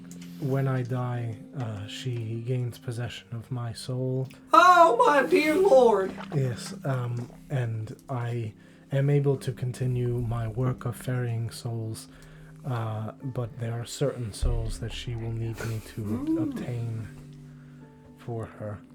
Oh, so you become some kind of malevolent plunderer of souls for her? In certain aspects, yes. That is a horrible pact. Yes, hope to fulfill the other end of the contract and get out of it. What is the other end of the contract? Destroy the rotting one. The rotting one? Yes. Oh dear. What is this? We are not certain what exactly Oh. it is in pervasive. entirety. Yes, pervasive. Angry. Yes. That's horrible. I wish you luck. It is Thank you. you know, it is kind of like a fungal thing, It's a what? right? Rotting. We're a mushroom? Like Reggie? Reggie, what you got in done? so like you know how I like told you not those experiments all while I'm sleeping. See the eyes glow red? yeah, you know how like mushrooms like feed on dead things, right? Yes, they do. And like the rotting one is like eating flesh and dead things. Oh my dear God. But mushrooms don't do the killing. Have you ever eaten a bad mushroom? Huh? Eating a bad mushroom can kill you. Right, but then that mushroom is gone. It doesn't then eat me back. But it could grow. Kind of- Yes, the soul of the mushroom might then enter the husk of the man with which it ate. Wait, mushrooms have souls? Like all of Sorry, them? fucking what? Yes, all living things do possess a soul. Whoa. All the things in life do. Is that surprising? I've heard that before, but Yes. it's a tough pill to swallow. Bill? Medicine, Oh, all right. just in a solid form. Yes, powders. But sure. Line 'em and snort 'em. Speaking of This guy just had a powders, party, huh? you said that we could experience some sort of... Said we could do drugs here. So we could get high, Turtle Man. Well, yes, I did extend the offer of a metaphysical spiritual experience. It costs $5 per U.S. currency? American dollars. No, Arthur Bucks. I'm sorry if you don't have it. Take a whole bag. I don't even want to know if the turtle knows Arthur. That is a road that I don't want to go I down. don't. If he says $5, though, I pull out a crisp 20 Lincoln. to cover a few of us. sorry, Tharia, what were you saying? No, I was just wondering if you don't know of the rotting one, then you probably wouldn't know of the exalted, correct? The Exalted?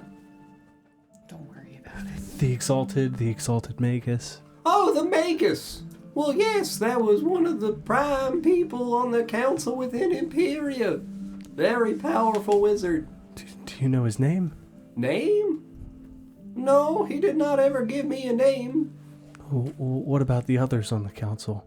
Well, none of the others on the council would visit me. They considered what I did to be, well, too much for mortal eyes. The Magus would visit you. Oh, yes, he would come and visit me at my shack, and he would ask to do mushrooms together. And what did he look like? Oh, I mean, he was a sprightly figure. I mean, not too tall, average-looking human man. Hair, nose, 2 eyes. Oh, yes. mouth. He was human? Man Oh, face. yes, a dark-haired human man. I mean, he had eyes. Any specific color? That's good. that was The outside? eyes? Yeah. His nose? I mean, it's been a very long time since I've seen them. I could try to do some mushrooms to remember. Okay. Good.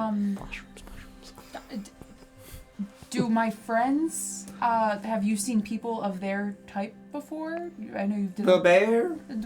I've seen bears. I'll put down Nesgrim's armor now. We've gone to the hut now, right? Yeah. Mm-hmm. Or the shack, Yes. rather. Mm-hmm. So I'll put down all of his belongings and drop my wild shape. Oh, well, hello there. Hello. Nice to meet you. I am T.U. Erdl, author, renowned, humbly. Very nice to meet you. Why were you a bear?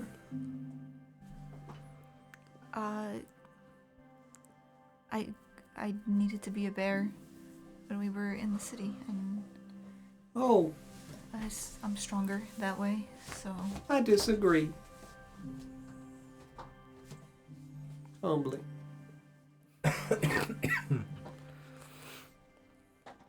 Just like, I've seen people who look like her, yes, and I've seen people that look like you, yes. And people that look like you, yes. You're a little unorthodox there, partner. Not that I've never seen other creatures of the water Ganassi type, but I have not seen many for a long time. How long? Oh, I mean, pretty long. Want to say maybe 7-8 years. Turtle time. So that's like 800. Perhaps. Time is difficult when there is no sunlight that breaks through the subterranean cavern that I call home. I feel like I heard John just now. Anybody else hear John? He did break character, right? I definitely heard John. Turtle. Nice self-insert, John. You're the turtle. Author doesn't leave his cave. Yeah, he's a turtle. Yeah. Says weird phrases.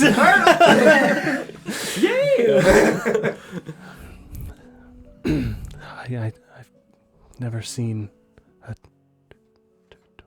turtle. We are a very reclusive bunch. I myself do not have any children, so I've not really met anybody else like me either. Sorry to hear that. Well, thank you. It is, I think, why I do my best to facilitate a parental role in my children's novels, and I do hope that they provided for you some sense of moral context in your youth and adolescence. I do my humblest. what about the pale friends I have? Have you seen? You mean the vampire women over Yes. there? Oh, they seem quite nice. Okay, Most vampires are not. they're a good bunch. They seem like it. They seem like they were capable of maintaining a lot of the spiritual integrity that they had in life, and it has now manifested in quite an aura around them that I can see. Like a good aura. Good? He said strong. What's good? Oh, that's a very strong question, Mr. Erdl. Exactly. Please no. Maybe you might find out. Fucking where's the mushrooms? If your vampiric friends would also like to submerge themselves in the holy waters of the grotto, they are welcome to do so. They'll be okay if they submerge their... Okay? Let's find out! Oh no! I mean, It's time. I've never permitted a vampire to bathe with me, but you know, I'm down. I'm down. I'm here to fuck around and find out.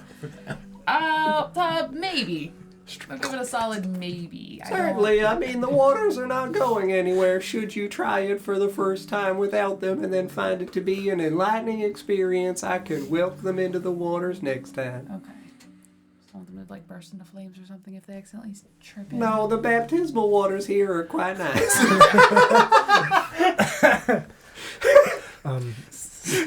Can I touch it? The water? Yeah. What? Yeah, absolutely. While you're in its presence, yeah. Yeah, again, there's like a very slight decline where there'd be a little bit of an elevation again, as Sarah had drawn for like a descending little ramps for like a walkway down into it. Okay. Reach hand. Yeah. Yeah, you'd reach your hand down, touch it. It would feel incredibly like bathwater warm, where it would feel almost like it is a hot spring. Oh, Right? We okay. just talked about that. Cool. And So like then warm bath water, not Gotcha. like lukewarm bath water. But yeah, it would feel like a natural hot spring. Okay. from here. Go there. and Again, this is not my here. self-insert. I do love baths. Can't wait to just all the muscle fatigue just bleed right out of me into the waters that I might find myself renewed. Oh god damn! That took me way too long to figure that part out. Before we enter the waters, what should I do with my... Bring him. All right. It's like a bath bomb. I wasn't sure if it would dissolve in the water. No. Souls are permanent All right. unless consumed. All right. Even then, they would just integrate into the soul with which consumed. All right. So bring him in. Ooh, that's Yes, bring him in. I think he might find the spiritual experience quite relaxing and nourishing. All right. Would the same, like, apply to my friend as well? Yes, you might dip the blade within the waters and he might experience serenity and tranquility himself. So I might get some food. Even Yes, if it is ethereal. quite a nourishing lake. It is rich with all forms of life. Oh my god, you're gonna have a wolf blade. Say hypothetically that some of us were carrying additional souls. Carrying additional Yes. souls. Have you heard of Ikoram? Oh! Oh yes, the spiritual ancestors that Right. serve as wonderful guardians and kin. Would they get anything out of this? Yes, I think it would be Experience. quite restorative for them. It's good to know. All right. Do you have one of them? Yes. Oh, well that's magnificent. And I guess he's a rock now, but he did as well. The Nesgrim? Yes, Nesgrim Chris Rock. The name is quite literal. Amazing. Perhaps he enjoys being a rock. It is perhaps his nature. But yes, he would, I think, find a sense of union within the water. What do you know of Ikoram? What do I know of them? Yes. I know that they, again, are kind of comparable to that anchor that I was describing with those 3 hog-tied children you folks have. Well, when you put it like that. Again, we're the good guys. They, I believe, are stars from a different sky, as they were described to me. They serve to resonate with souls here to provide for them guidance and their own personal experience to illuminate the path ahead. And where did you hear of them? Well, I mean, I've traveled and met lots of folks. Some of the people that I've traveled with and met have had Ikoram. Do you know the names of any of these Ikoram? There was one who was with a group of folks, Kama Wemlo. You met Kaima Wimlo. Oh, yes. And how long ago? Oh, In turtle years. maybe 8 or 9, 10. Somewhere It's a around lot there. of turtle years. I think so. Hard for me to, again, piece together time and distance in the cold, dark cave that I call my home. Where's the line? Have a brother that goes by that name. Brother? Yes, a younger brother. Oh, Unlikely if your turtle years are longer than normal years that it is the same person, but oh yes. perhaps someone carrying a similar or perhaps the same Ikoram at a different time. Perhaps.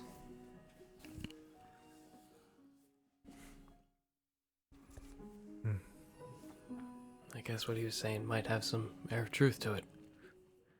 But the whole rebirth thing. Well, yes, nothing I ever say is a lie. I'd like to end sidetrack. Someone's gotta. No! It was so close. it is right there. It was right there. 12.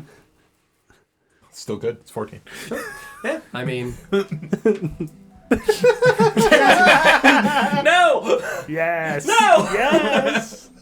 I was like, shit, Nate. Oh shit, a +6.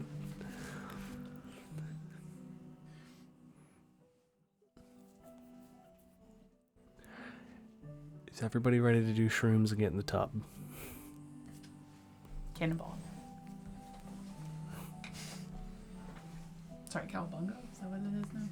Well, yeah. He's a turtle. The water's cold. He is a turtle. That's Are what the it's gonna waters be. cold? No, they are an idyllic temperature to each individual person that steps within. Like everybody feels it differently. Absolutely. So, Let's get weird. just for clarity too, before we hop in here. You mean get in the tub? Yeah. What time is it? The waters were called myth water, Well, that's what the elves called it, yes. and that originated in the mythwode. By elven lore, yes. And the mythwode sits right next to where you said this angelic rain fell on people to cleanse them. I believe so. Comparable distance, yes. Could this be that water? Maybe. I do not know. Again, I see only what I see and know what I know. Should you ask for my conjecture, I am happy to oblige. I don't know what any of those words mean, but what do you think happened? Oh, well, I'm happy to oblige. I think that whatever water found its way here needed to be here. That it might have been moved or it might have moved itself. Like fate water. But What like, water? Like fate water. Fate water? Like it goes where it's needed. Perhaps. but lakes don't move. No, they do not. Therein lies the conundrum. I understand the oxymoronic phrasing. It is difficult even for me to know all things. Maybe I am but a humble turtle. maybe the lakes don't move, but the space around it does. The lake is eternal.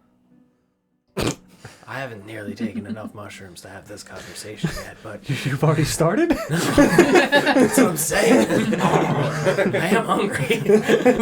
Just mushrooms falling out of his mouth. I don't think you should eat them until you're full. You might not wake up for a turtle We'll year or cast two. detect magic while we're standing here. Sure, at this absolutely. lake.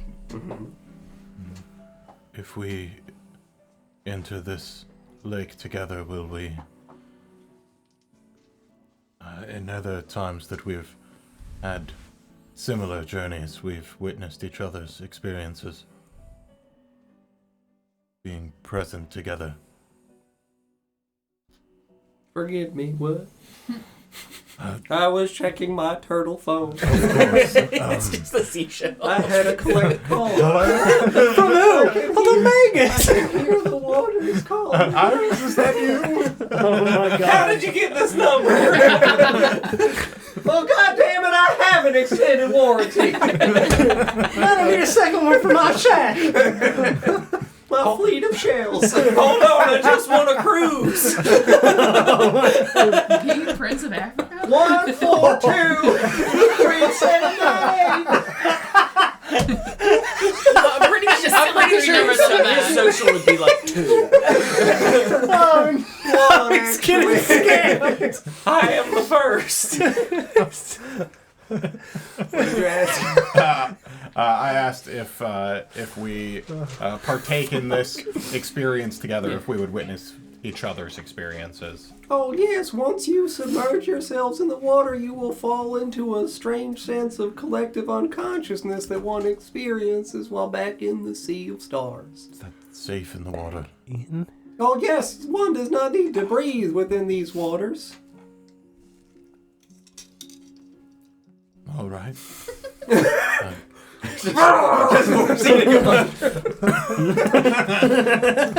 Did you guys all start yet? Anything we need to do to prepare for this? No, I mean, you should bring in only what you wish to bring in.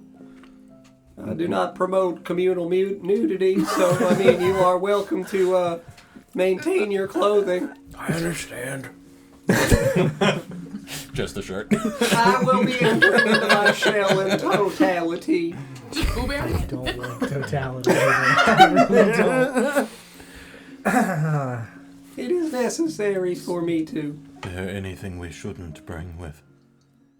I mean, any wicked or corrupt things that might plague the waters. Curse sack! Like a curse sack. I'll just leave this cursed sack out here. Your companion do be carrying. But I'll make sure to hold Corin's ashes. I would look at Ether and gesture at my mask and like. I don't think that is wicked. Sure, that's fine. That's You mean fine. the wolf face? Yeah. Oh no, that is not a cursed object. It is alright to bring into the water should you like. I'm pretty sure I have the crown still. I would leave that out, probably. Yeah, I mean, if you take out the crown, oh, that's definitely a desecrated item that I would not bring into the holy waters of my grotto. To the curse pile. Clank, Throw it on the curse clank, pile. clank, just sticks in the clank. Just throw it like a sailor. You folks are carrying a lot of demonic items, and you've tied up several children. I am starting to No, second Not Okay. sure guess. how to feel about leaving the cursed items out here with Bran. What are you guys? Right next to the water. What about Give it to me. I can have my cake and eat it too. What about souls? souls? Uh, You mean to ask me if I believe that your soul is corrupted, and should you bring in some kind of plague into my water? yes. It's like you can see No. it. It's You're No. not corrupted. Yes, we solved that. Did we not? Yes, I can see. Another saw something else. I think another might have been attempting to manipulate or deceive you to their own benefit or gain. liar. I would take out the reliquary of Ostador. He does not have kaleidoscope eyes. His eyes are completely black. His eyes are just cooler. Yeah, again, they're like cataracts where they're like a milky translucent, but like up close as you look at them, they would appear like pale on the outside, but like you would see that there is a deep, dark black behind the cataract. Oh wow. So like you don't see like extra hands climbing out of her sleeves, right? Pardon me? Oh no, your friend here looks to me quite whole and safe. Nothing desecrated or corrupted about her nature whatsoever. I'm good. What were you going to pull out? I would make sure that I have out with me the bit of Corin's ashes that I also have, Corin's finger bones, that I the had flute. started to make that I had made into a flute. And I would pull out... Sir, you do not need a snorkel for the waters again. You do not need to breathe. no, these belonged to a friend. You turned your friend into a breathing apparatus? It is an instrument, flute. Oh, Just for a quarter. okay. Yes. Hot cross Your buns friend on wanted to become a flute when they died? No, That is an awkward request. he... Please, upon my death, collect from my cadaver several bones that you might make a whistling object. You heard him, Ether. You have his permission. He Please do. Say it again into the microphone. he was a healing man that worked turtle with horn? his hands, Oh, and I wished for to honor his service in life and in death. yes, in the sense that music is magic. Yes, I it wished is. for his hands to be able to perform magic even after his death. Yes. Magic, music, they are one and the same. Yes. And obviously the Nesgrim rock would be out as well. All right. Anyone else? Anything you would like to bring into the waters? I won't display it, but I'm still clutching the gem.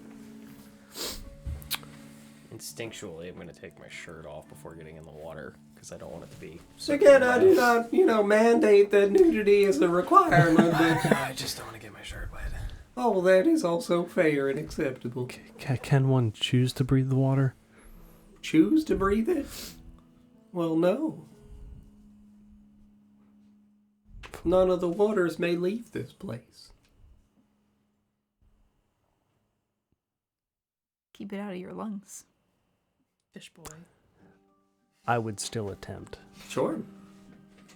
Anyone else, anything before we enter into the holy waters of my humble grotto?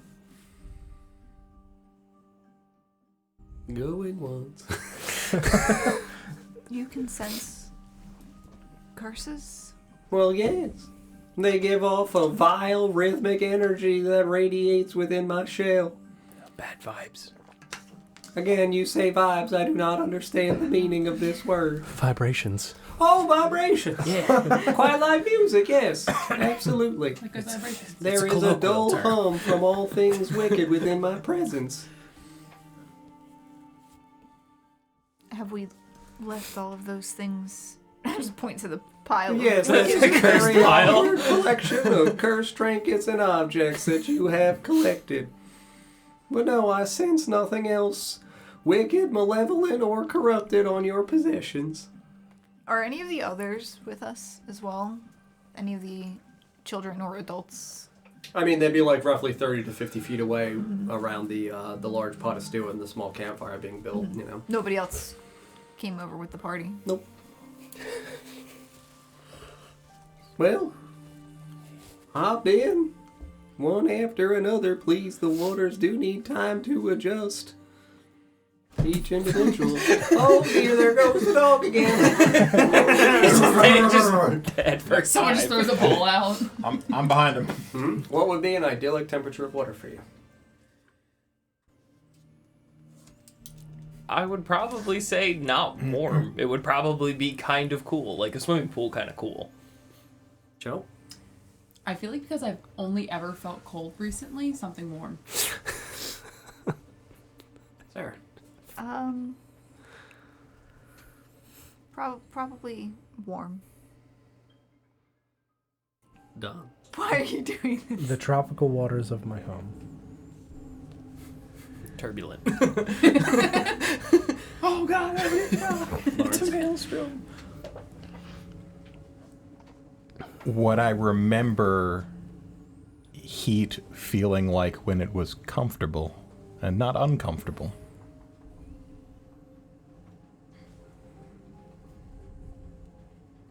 Well, Hey, you already said hot springs, so hot springs. I guess I'm out in the cold. generally for you, springs? as you enter, you would feel like it radiates up from your legs. There would be a cool, soothing sensation, almost genuinely like when you, like as dumb as it sounds, like when you brush your teeth with like a minty fresh, kind of like refreshing. menthol style feeling, yeah. Yeah, and you wade into the waters. I mean, the ground beneath you feels like it shifts ever so slightly again because it is a composition of like old coral and seashells where it doesn't feel at any point sharp, but you are able to feel the ridges at the base of your feet within the area around you. Yalumlo, as you also enter into the water, it would feel to you like a radiating warmth, like you were sitting by a nice fire. That it would feel to you like coming home after a long, hard day in the woods and sitting down and resting. Who would go next? I'll go third. 30L. 30L. 30 Chell, for you, it would feel like that first time stepping out into the sun on a nice spring day after a long, cold winter. The first time in which you were able to once again explore the meadows around your home. Sarah?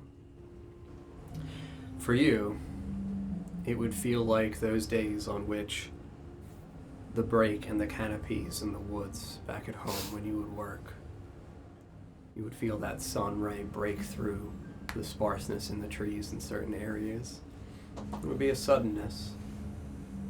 It would feel calming and welcoming. And Don? Torrential. No, I would say that especially with describing it as tropical, there would be an incredibly welcoming sense of fresh saltiness to it. like you're stepping out into the local bay, where you would get that little bit of a hint of algae and moss and other genuine life that would live in the waters near home. You would also get those residual smells of, in the distance to you, the fires that you know would be waiting for you back on the coastline when you would come home from a fishing trip. You all stand here within the waters, and after a moment of you all standing within, T.U. Ertl then himself begins to slowly clumber into the waters. Nice and relaxing. Well, as I said, you do not need to breathe within the waters. The waters themselves are infused in the natural essence, and he gestures around again to the, fungal and floral growth that are all over here in the grotto. Again, bioluminescent. And as you all are standing in here, you can see that they ever so gently vibrate with their glow. The waters welcome you. When you are ready, you may lower your head and breathe. How deep is the pool? About 4.5 feet. So we're like yeah, for taller people, like it would be mid-waist, but for people that are shorter, like for Thariel and like Rator, who are a little over 5 feet, like, you probably got like up to here, where it's like hitting like collarbone and everything. I'm gonna remove my sword from its sheath and just lay back in the water. Absolutely. Victoria would take her braid out and just dunk her head This is the first time I've had a bath in a really long time. For those of you standing in the area, you would see Vorst. Again, if you're looking at him, you would see Vorst unsheath his sword. I really wanted to put on the combat music. Help, he's gonna kill us! You would see Vorst unsheath the sword, hold it aloft, and then lean back. Now again, the surface of the water is crystalline. You would be able to see Vorst's reflection in the waters, especially for those of you who are tall. As he leans back, it seems like he becomes one with his reflection as he sinks below the surface. Matora undoes her braid, lets her hair hold long out. It touches the water as well behind her and kind of floats ever so gracefully. She as well, for those of you standing, would take a breath and lean backwards, and you would see her become one with her reflection in the water. I would probably just, my veil in hand, just like close my eyes and dunk underneath. Yeah, you would see Thariel hold the veil outside of, off of her face. You would see for the first time Thariel without any, you would take off the full habit and everything. Yeah, you would see Thariel, as she removes this, has a small, crystalline looking ice crown. Not forged necessarily out of metal. It would look comparable to white gold in coloration, but a small tiara wrapped right around here at the front of her head. It sits here, crest forward.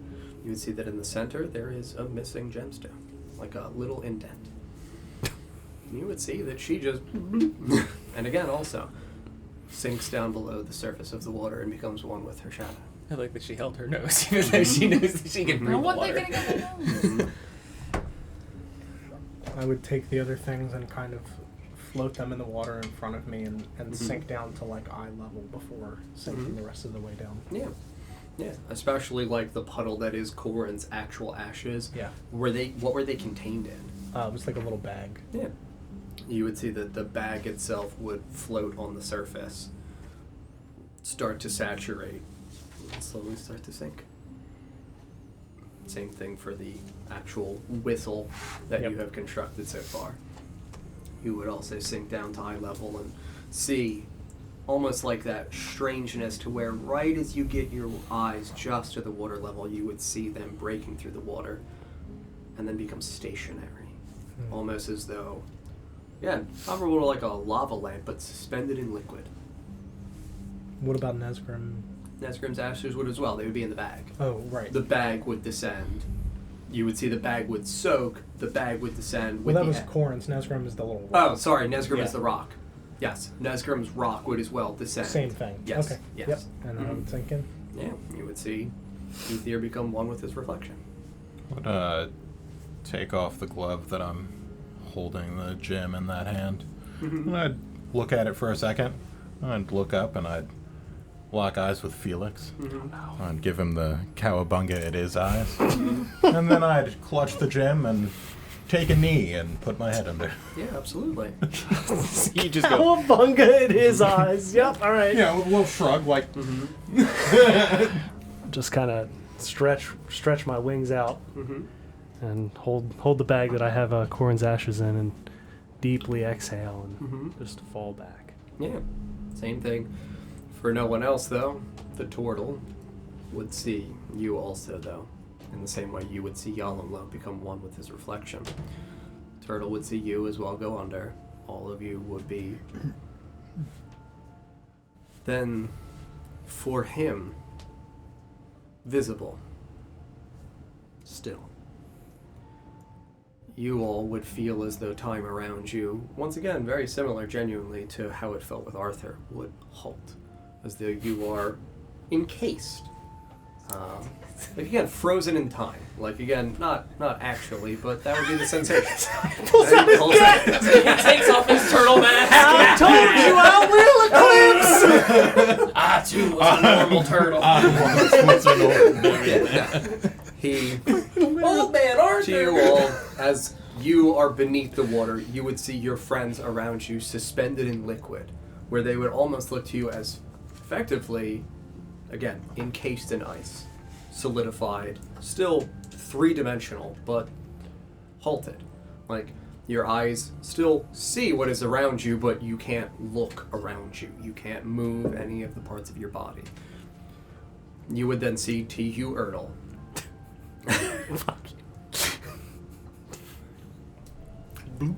When you are below the waters, you would see that T.U. Erdl is not actually a black turtle. That T.U. Erdl looks as though he shines and shimmers with the colors of a prism.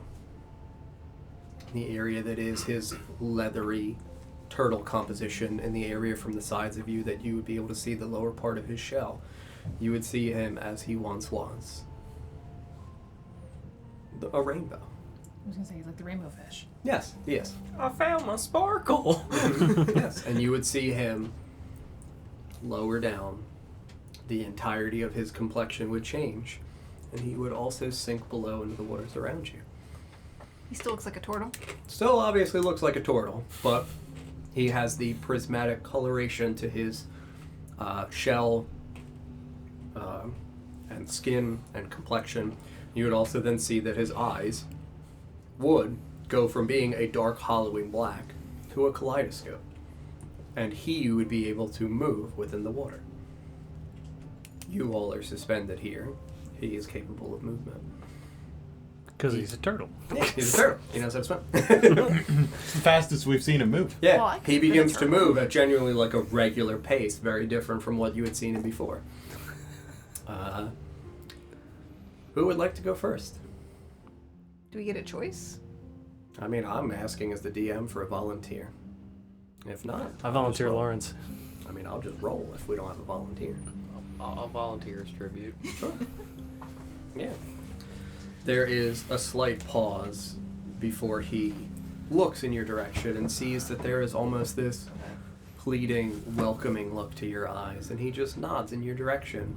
And you all hear clear as day, despite being underwater, the serene, tranquil voice of T.U. Erdl. Well, all right. Thank you for volunteering, friend. I will do for you what I can. For you and your companion. And he lumbers over through the water. And he stops right in front of you, suspended in the air, again holding the sword aloft.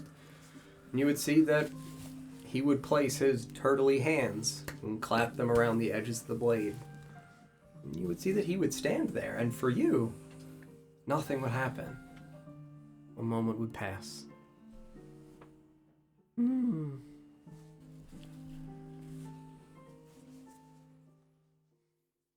I think that your friend is very happy with the life that he lived. That he has no regrets. That he is proud once again of the man that you have become. And that he knows you will use him in the righteous pursuits of a just cause. And that he is happy to be by your side, literally and figuratively. I did spruce those words up for him a little bit. He was a bit more rough around the edges in the way that he spoke. But that do be the gist of it. We can't move, Nope. so I can't smile. No, but he would see like a twinkling in your eyes. I am glad that it provides you some sense of comfort. That is what these waters do. The spiritual journey to closure and certainty in life. It's, I hope, cathartic. And he removes his hands from the sword. And he places his hands around your gruff little cheeks. Oh dear. You son of a bitch. Who let a dog? We got him. Found you, dog man.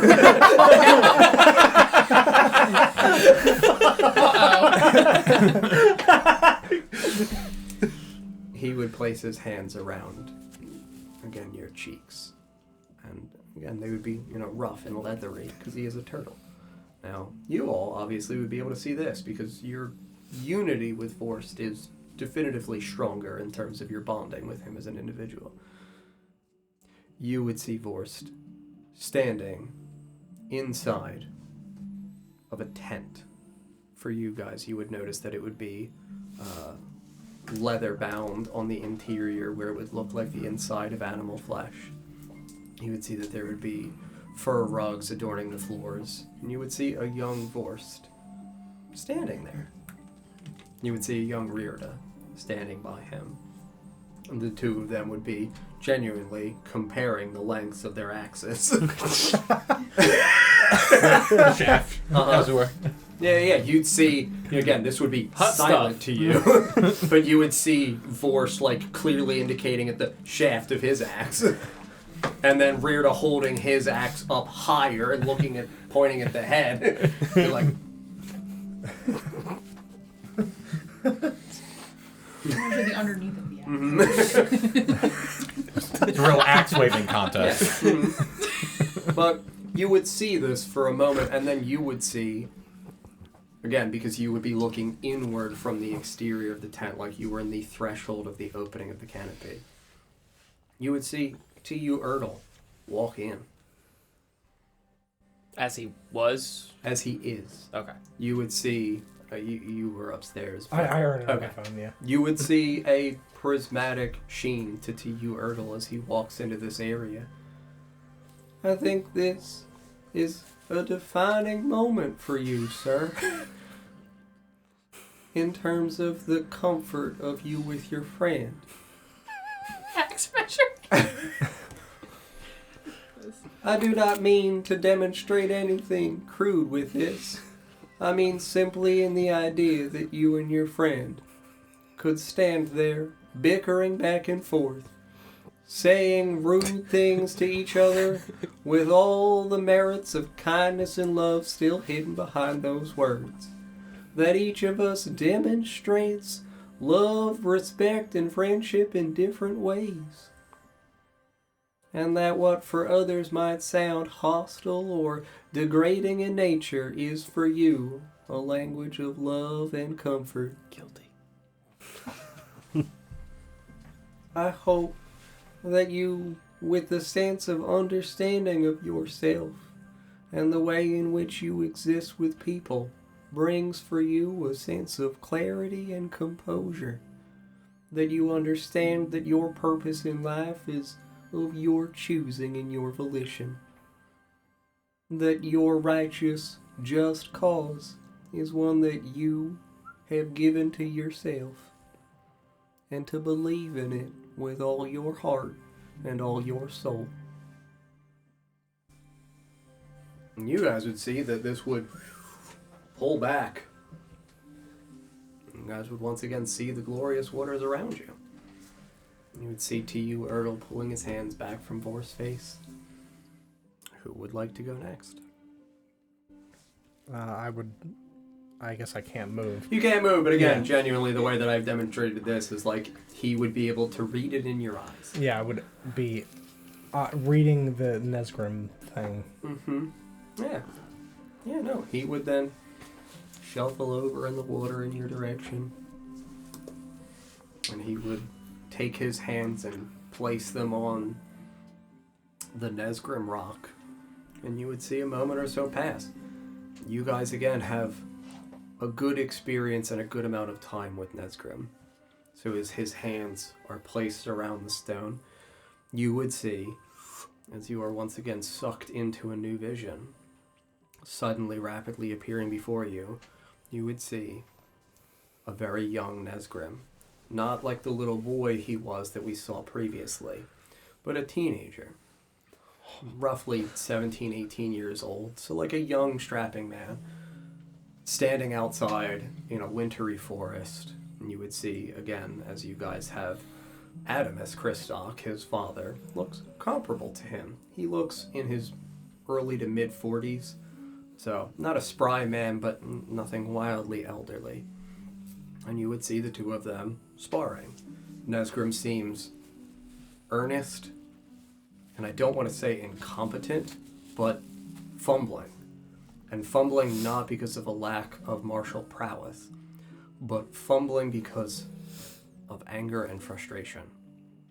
And that each time that his father, in the course of his training, would disarm him or strike him in the hands, Nesgrim would then throw his weapon down to the ground in anger. And you would see his father stop and place a hand on his shoulder, and then the scene would stop. And you would see, out from the forest walking in, T.U. Erdl. This, for your friend, must have been a very formative memory. That he, in his own combative way, struggles in the face of failure and feeling like a disappointment to those around him. That he might on occasion struggle with vocalizing his feelings to each other and to himself. But that he must learn how to become the man that he wants to be. He struggles most with self-actualization. That each day he awakes and tries to affirm himself once again that he will succeed.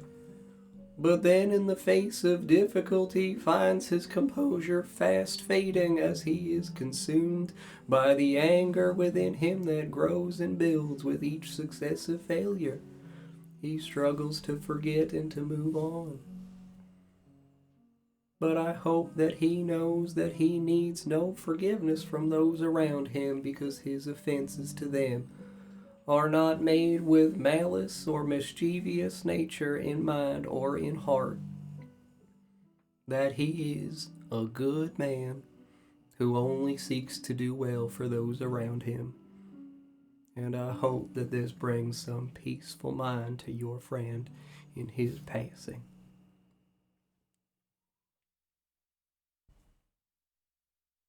Like to volunteer. You still, right? Because we did Nesgrim. Yeah. He would place his hands first around the Corin flute. There would be a pause.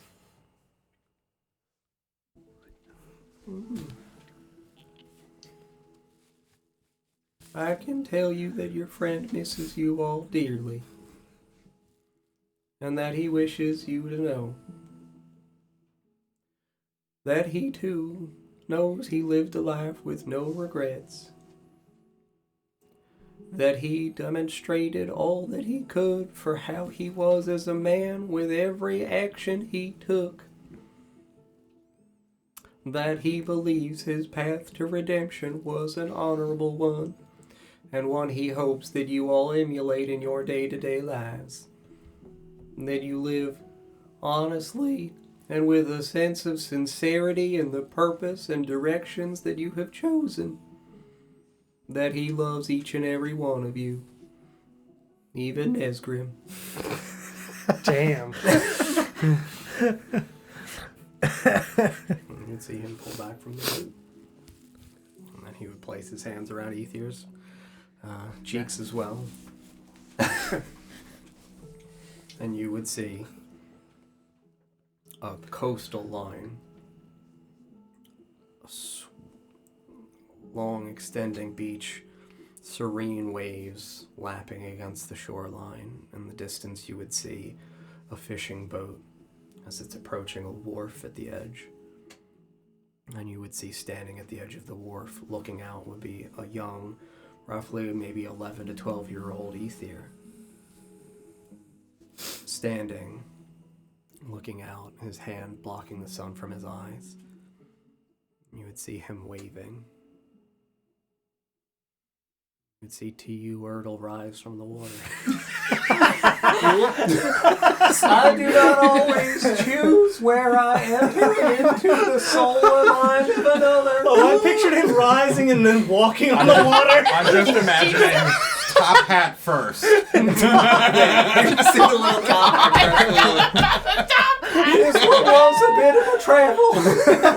It's like in snorkel gear, even though he's a I turtle. did start at the bottom.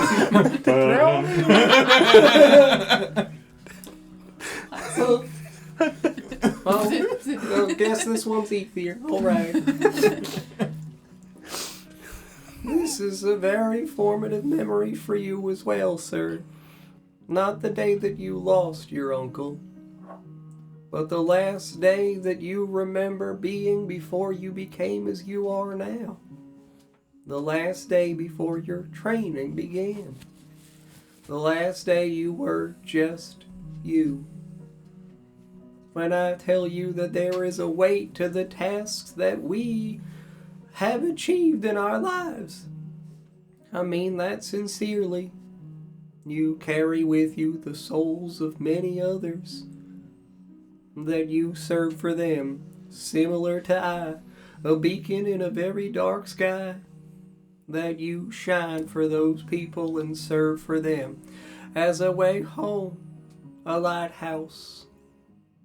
It is an honorable task, sir, but it is a lonely one to sit atop the lighthouse and beckon forth those lost ships to call them home.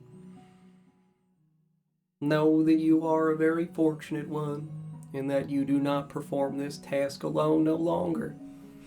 You have found yourself a resolute crew that looks to you for both guidance and reassurance, and that is a humble and honorable service, and one you should be very proud of.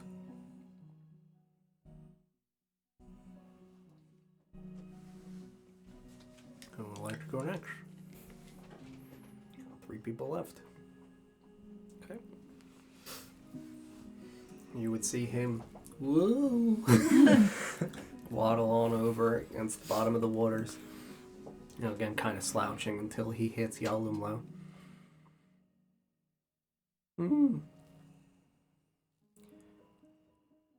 It is difficult for me to say which of you I should visit, sir. I think it's best if I do you first. Watch as he places his hands up. Up around the cheeks of Yalumlo.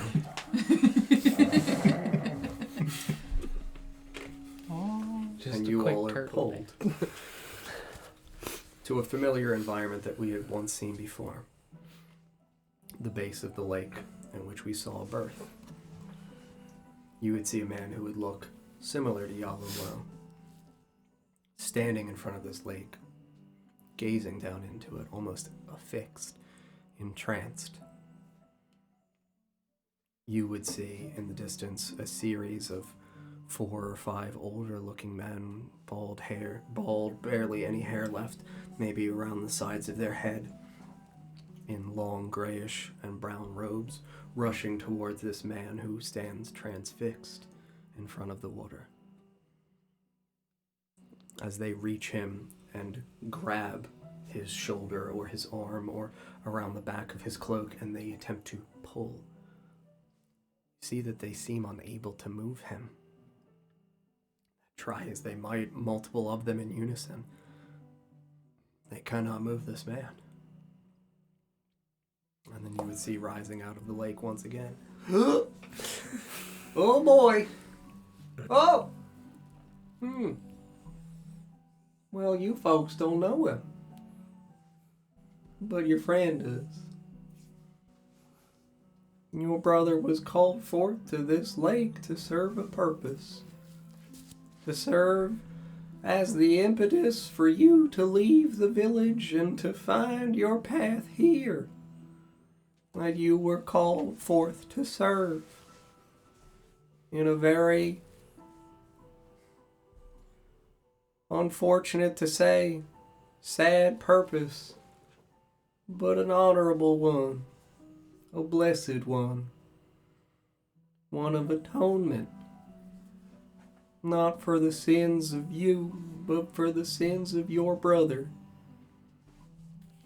The sacrifice you made that day was one that changed the course of many lives in a very humble, honorable, and loving way. That there is purpose in what you have achieved with your life. Your brother tells me that he loves you very much. That he knows that all that he has been in the time since you have gone has been done to honor you and your service to him. But he wants you to know that you are free from those bindings. That your time of service is ended. That there is a home once again waiting for you. That you do not need to feel as you do an outsider amidst this group. That you are here with us. That you belong here with us. And that this family welcomes and loves you very much. That he understands that this great distance might feel to you hard to manage at times, but that he knows wherever you go, you will carry with you their memories, and that he hopes you carry fond ones of him as well. You would feel his hands pull back. He would stand in front of you and he would look down at the stone that, again, would be kind of clutched in your hand.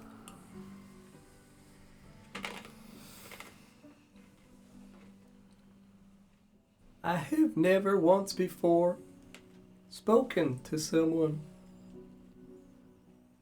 from the other side. But I understand that there is a calling that this stone brings with it. That there is a duty that this stone carries. It is a demonstration of your atonement. A demonstration that you have been called forth to serve. It is your life anchor, sir. It anchors you here to this body that you possess. For a time. This gift is not a permanent one. It is not one that you nor I can control when it concludes. I am sorry. There is only so much life that can be given through a temporary mixture, a temporary measure. But I will ask. I will seek to find the voice that anchors you here to ensure that you hear it clean and clear, crystal and proper. And you guys would see that he would place his hands down towards this gem. I will ask everybody but Lawrence to go away.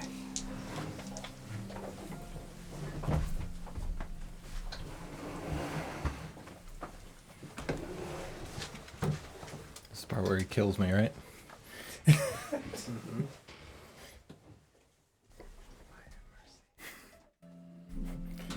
Pulls his fist back. Right.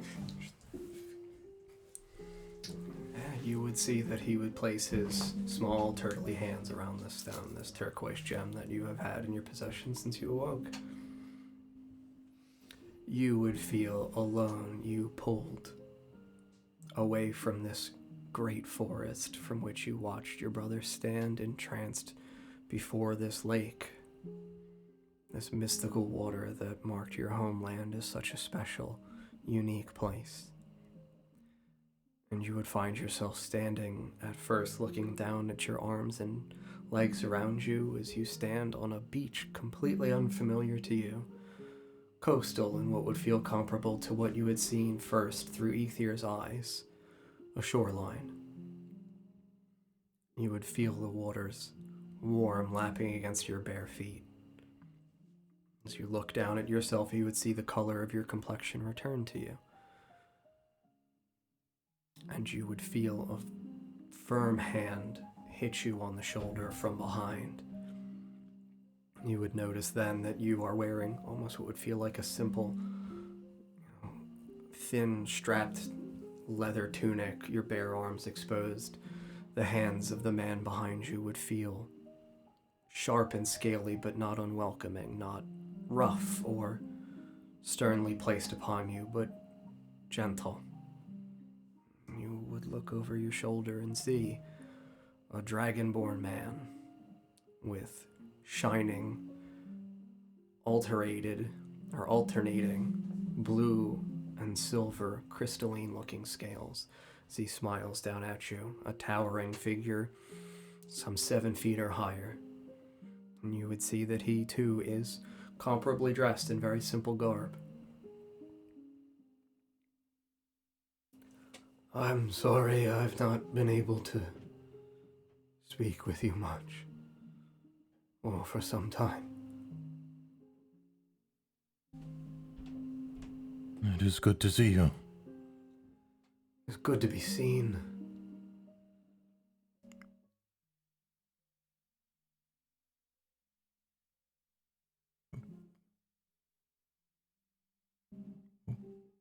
Why? Why only half? I too am half of one. Born indebted to something. And your other half? I was born of something that was, and that seeks to again dominate me as a man. You are fortunate in that your half does not. But similarly to I, your path too is carved out by that other half.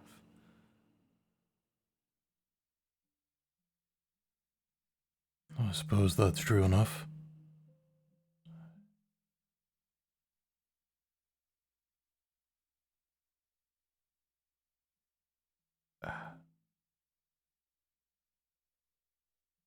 How did you come to be in Akoram? Or do you know? I didn't choose. This was something that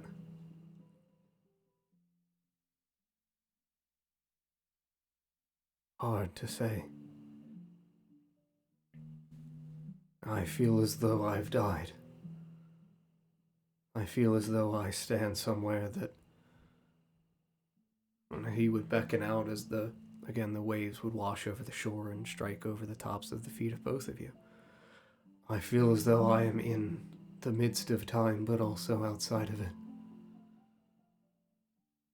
A memory, a moment that I myself, in life or in death, was at one point sundered from my body. You would beckon up at the sky, and you would see that despite it feeling like a clear blue sky above, you would be able to see in the distance, against the blue backdrop, you would see a litany of stars illuminating ever so faintly. That I am both somewhere and nowhere. That there was a moment at which my world and yours ceased to exist.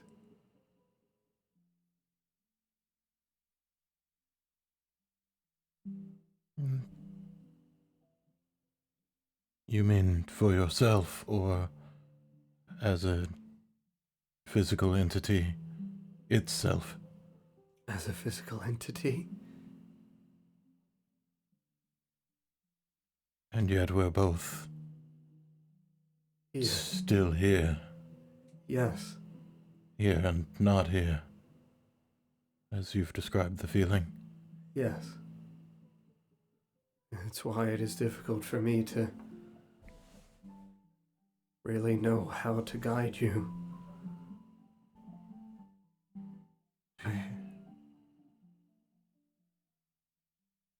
You commune with the others. What others? The other Ikorum, if they're like you or they. As far as I've been told, they are given out to be an observer and return to the same pool. Are you alone? Always. I have been for a time. It was not always this way. There was a moment in which I believed I resided with a man long ago who went somewhere that I could not follow. As though he cast me off and I found myself here, a castaway. And I have been trying to find my way back.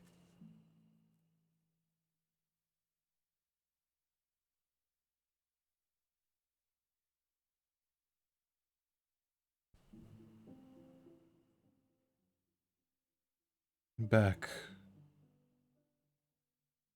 to where exactly? Even I do not know. You just know that it isn't here.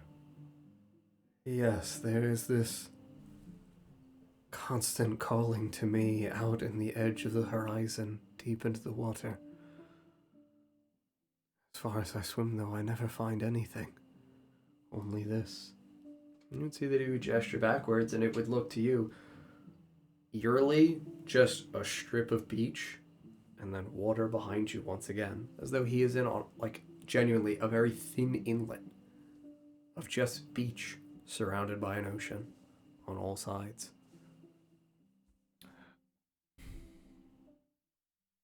Does it feel similar at all to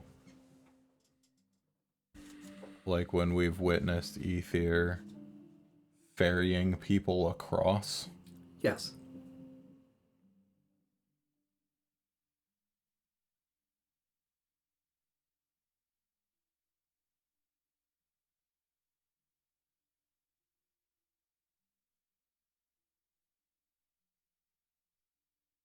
Have you tried crossing? A gesture to the water. I've tried swimming for what felt like miles, what felt like hours. And always back here. Yes, as though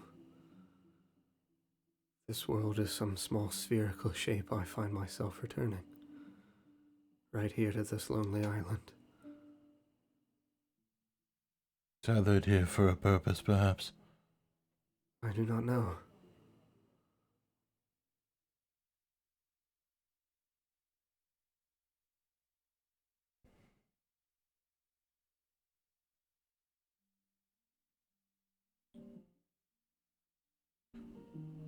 I guess I would move toward the water. Yeah, you take a few steps and you would feel, again, the salty brine of the water lap up against the sides of your legs. It would strike your knees and it would feel very warm. And you would feel the sun again licking your bare skin as though it's a bright, sunny day. And he would stand. I feel like I want so badly to get back to myself, and I do not know the way.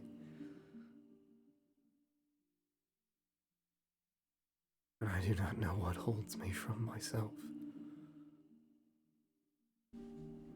Perhaps you're not meant to go alone.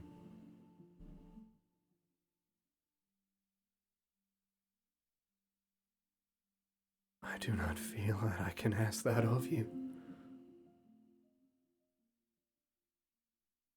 Perhaps this is what it's always been about. Not a singular observer, but a journey for two. Two halves make a whole.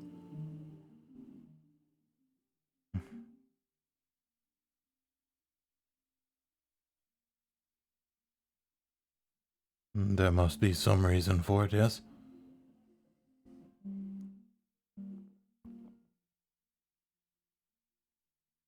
Perhaps. All I ask is that you have faith. It is all I've ever had. Would you swim with me? Gladly. He would pull his hand from the edge of your shoulder and reach down to hold your hand. I'd take his hand. He would take a step towards the water.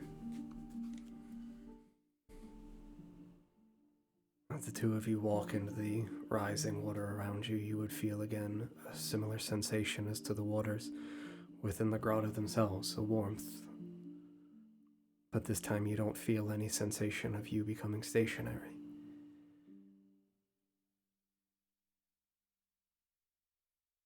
As the two of you crest below the surface, continuing to walk, you would see that as your eye level drops below that surface, that all around you, you would feel as though you become weightless, still within some sensation of water as though you are floating. But around you, suddenly cresting, would be coming in from the periphery as you start to walk. Fast-moving stars that would rocket before the two of you. You would see that the water itself turns from a pure, crystal clear color around you to a litany of wide-moving, fast colors of a prismatic sheen. Reds and blues and greens and oranges all around you. You would see the dragonborn man behind you looking around, confused, almost afraid at first, uncertain of where he walks. And you would feel his grip tighten around your hand. I've never been here. Nor have I.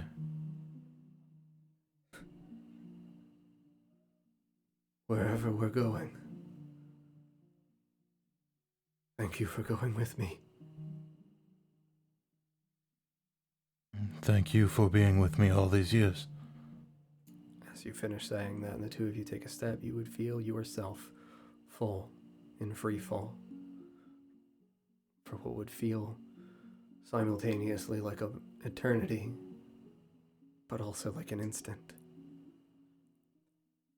And you would feel yourself almost strike a solid surface in the dark deep, as though you hit the bottom of a deep ocean. And in that moment in which you blink, as the pain washes away from your body as though it strikes you and dissipates in the same instant,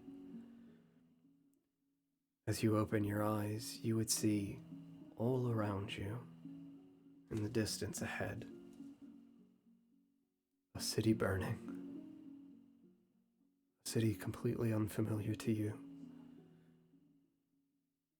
As though these are your eyes that you're looking out through from a figure that you have never been before. A city burning, people running, in fear, screaming. You would feel something in your body begin to lurch forward. As you look down at your figure, it would feel as though you are not you any longer. You reach down, outward, your arm twisting as it pulls a great sword in front of you. Your flesh now a set of dazzlingly blue and silver scales. As you would see a small dwarven man in front of you, with a pirate hat, who would look at you and you would say, "Friend," repeating a word back to him, as though it echoes right at the back of your mind. He would look at you and drop his hammer. You drop your sword. As he rushes forward, embraces you, you would hear him just mutter the words against your chest. "You're back!" And there, man. Thank you for having faith. Thank you.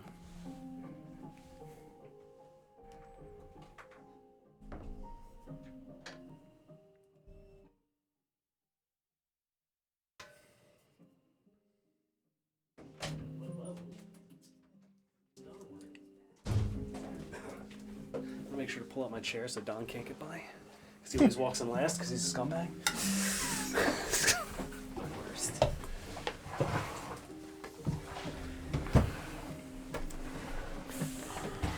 A moment would pass for you. You would see the reflection of Yalomlo in the pool disappear. We're going to end there.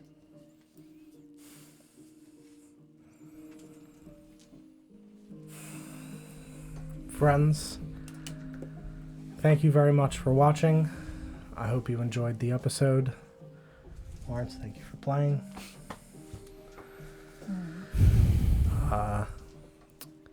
We will not be live next week.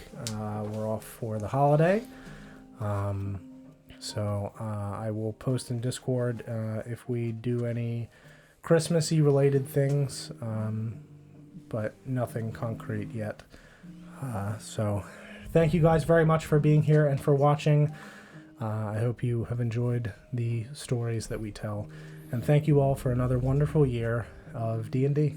And we will see you, if not before the end of the year, in 2023. Good night. Bye.